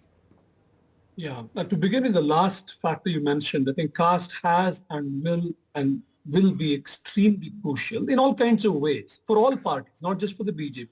In fact, the BJP by deciding to implement the internal reservation for Dalits, breaking up the 17% among the left-hand Dalits, the right-hand Dalits, and the touchable Dalits, as the others are called, might have actually hurt its chances in many constituencies. As you saw, one of the communities that will be affected by the split actually pelted stones at Yediyurappa. So there is that way in which caste works. Of course, like you said, Amit Shah's visit recently, clearly having breakfast with Yediyurappa and his son, sending a message to the Lingayats that we are still here with you. At the same time, not having done very much governance work to speak of, they have been doing many foundation stone laying ceremonies in the last 2 weeks. 2 statues for Kempe Gowda, renaming a university after Vokkaliga first chief minister, and then a Baswarna statue there, a lower caste statue in Madheshwar. All of these things happening in a flurry. These are signs that they're doing all they can to symbolically at least make a point that we are here for you. But if that goes down, whether it goes down well and how well at all is an open question. So that was my long answer to the caste problem. The corruption angle was very serious, is serious, but will it stick as an election issue over the next 40 years? Depends on what the JDS and the Congress do by way of their communication strategies. Because the BJP, as we know, is trying to do the anti-Muslim, tension building thing alongside, and it's an open question about what will prevail or what. The Congress again is promising a lot of interesting allowances, populist measures for the lower off, the below poverty line sections. Again, the communication strategies will matter. It won't slow. It's picking up in the recent days. We should see what happens there. And the one other thing, Sanket, the JDS actually started its Pancharatna campaign, as they call it, last October. And they've done quiet work of organizing themselves publicly in about 90 constituencies until now. And this has not been covered very widely in the media. So it's a mystery. We don't know what this will translate into for the JDS. But their list was announced, the first list in December itself. They're confident about that first list. It's an open question still, I think. Even if it's a hung assembly, the proportion of what each one will end up getting remains open. Exactly. Niti Jain, you see that point of announcing candidates, it almost appears as if the Congress and the JDS are appearing to be a bit more confident than say the Bharatiya Janata Party. You are yet to announce your candidates, whereas the Congress has already announced half of its candidates, and something similar has been done by the JDS as well. Good for them. I think we have an entire process where our parliamentary committee sits and they decide on the names and all of those things. So I don't think it is about confidence or no. I think our confidence. Many of those people you broke, made them fight an election on your ticket, and some of them perhaps seeking an alliance back with the Congress. I think we broke is a wrong terminology to use. We have welcomed people who wanted to work with our ideology and for the development of the country. If they want to go back to the divisive forces and all of those things, that is okay for them. I don't think we broke anybody, but yes, anybody who was who was willing to work for development and with the ideology of the BJP was welcome, and they're still welcome. I think that is not a criteria, so to say, but if anybody wants to go back to their parties, they're more than welcome to. You cannot force anybody to be with any party for that matter. About the list that you're talking about, a parliamentary committee meeting is going to happen. We will come out with the list before the stipulated time period. I don't think that has anything to do with the confidence. I think our confidence is in the work that we have done for the state, and that remains. We have an intention. We have our agenda lined up for the next 5 years as well. And we are not the ones who are just talking about Congress, and we're not playing defensive like the Congress and JDS is. But when very openly comments are made about Azan, Hijab, Halal, Tipu Sultan, and no less than your party chief does it, that don't concentrate on small issues. What does one gather from a statement like this? See, the statement that you are talking about, Tipu Sultan, is not our invention. It is the Congress party's invention. And if somebody is talking about an issue that is existing, we have to, right? We have to counter the issues that are raised by the party. And when I say the development agenda, a single person talking about all of this, but the development agenda that I'm talking about comes not only from the state CM and the administration that is implementing all of those things. I don't know if you heard Pooja Prasanna is much or not. higher than what is being said. Her assessment is that if the BJP, Mr. Vasudev, if the BJP wins, this will most certainly be, Narendra Modi's charisma at play. And because, the local leadership does not have much to write home about. Definitely the local leadership has nothing to do in BJP, especially in Karnataka. And there is no question of BJP winning it at this point of time. Let me tell you, for the first time in the history of Karnataka, you will see that the people are really vexed and around the... No, let me explain. I didn't interrupt when you were talking. So in the history of Karnataka, for the first time, you will see that the people are ready to vote beyond caste, creed and religion. That's the first thing. And the second thing, the people of Karnataka are so much vexed with the kind of corrupt deals which the ministers themselves make. So this is something which is really unpredictable from the party like BJP. The third thing I would like to tell you, which the BJP counterpart, even the leadership of BJP would look into, is definitely the BJP cadre and its own core vote bank is totally unsatisfied with the weakest CM ever possible given to the state of Karnataka. Because the double engine Sarkar, the so-called double engine Sarkar, has made attacks on the autonomous stature of the Karnataka, including the linguistic culture and all such things. And the state chief himself says that this election is not about... I've run out of time. You see, in this year itself, thank you very much, ladies and gentlemen. In this year itself, we are going to have... I've run out of time. In this year itself, we were to have 9 elections, just ahead of the big 2024 contest. 3 in the northeast were done, and this is the 4th election. So in a sense, we are approaching the halfway mark. So as the halfway mark state, which way will the state go? If the Congress wins or the opposition wins, it will do a great deal to their confidence. But if the BJP wins, obviously it will be projected, and it is very clear, we can safely say, it will be projected as Narendra Modi's win. That's all the time we have in this edition of Breaking Views.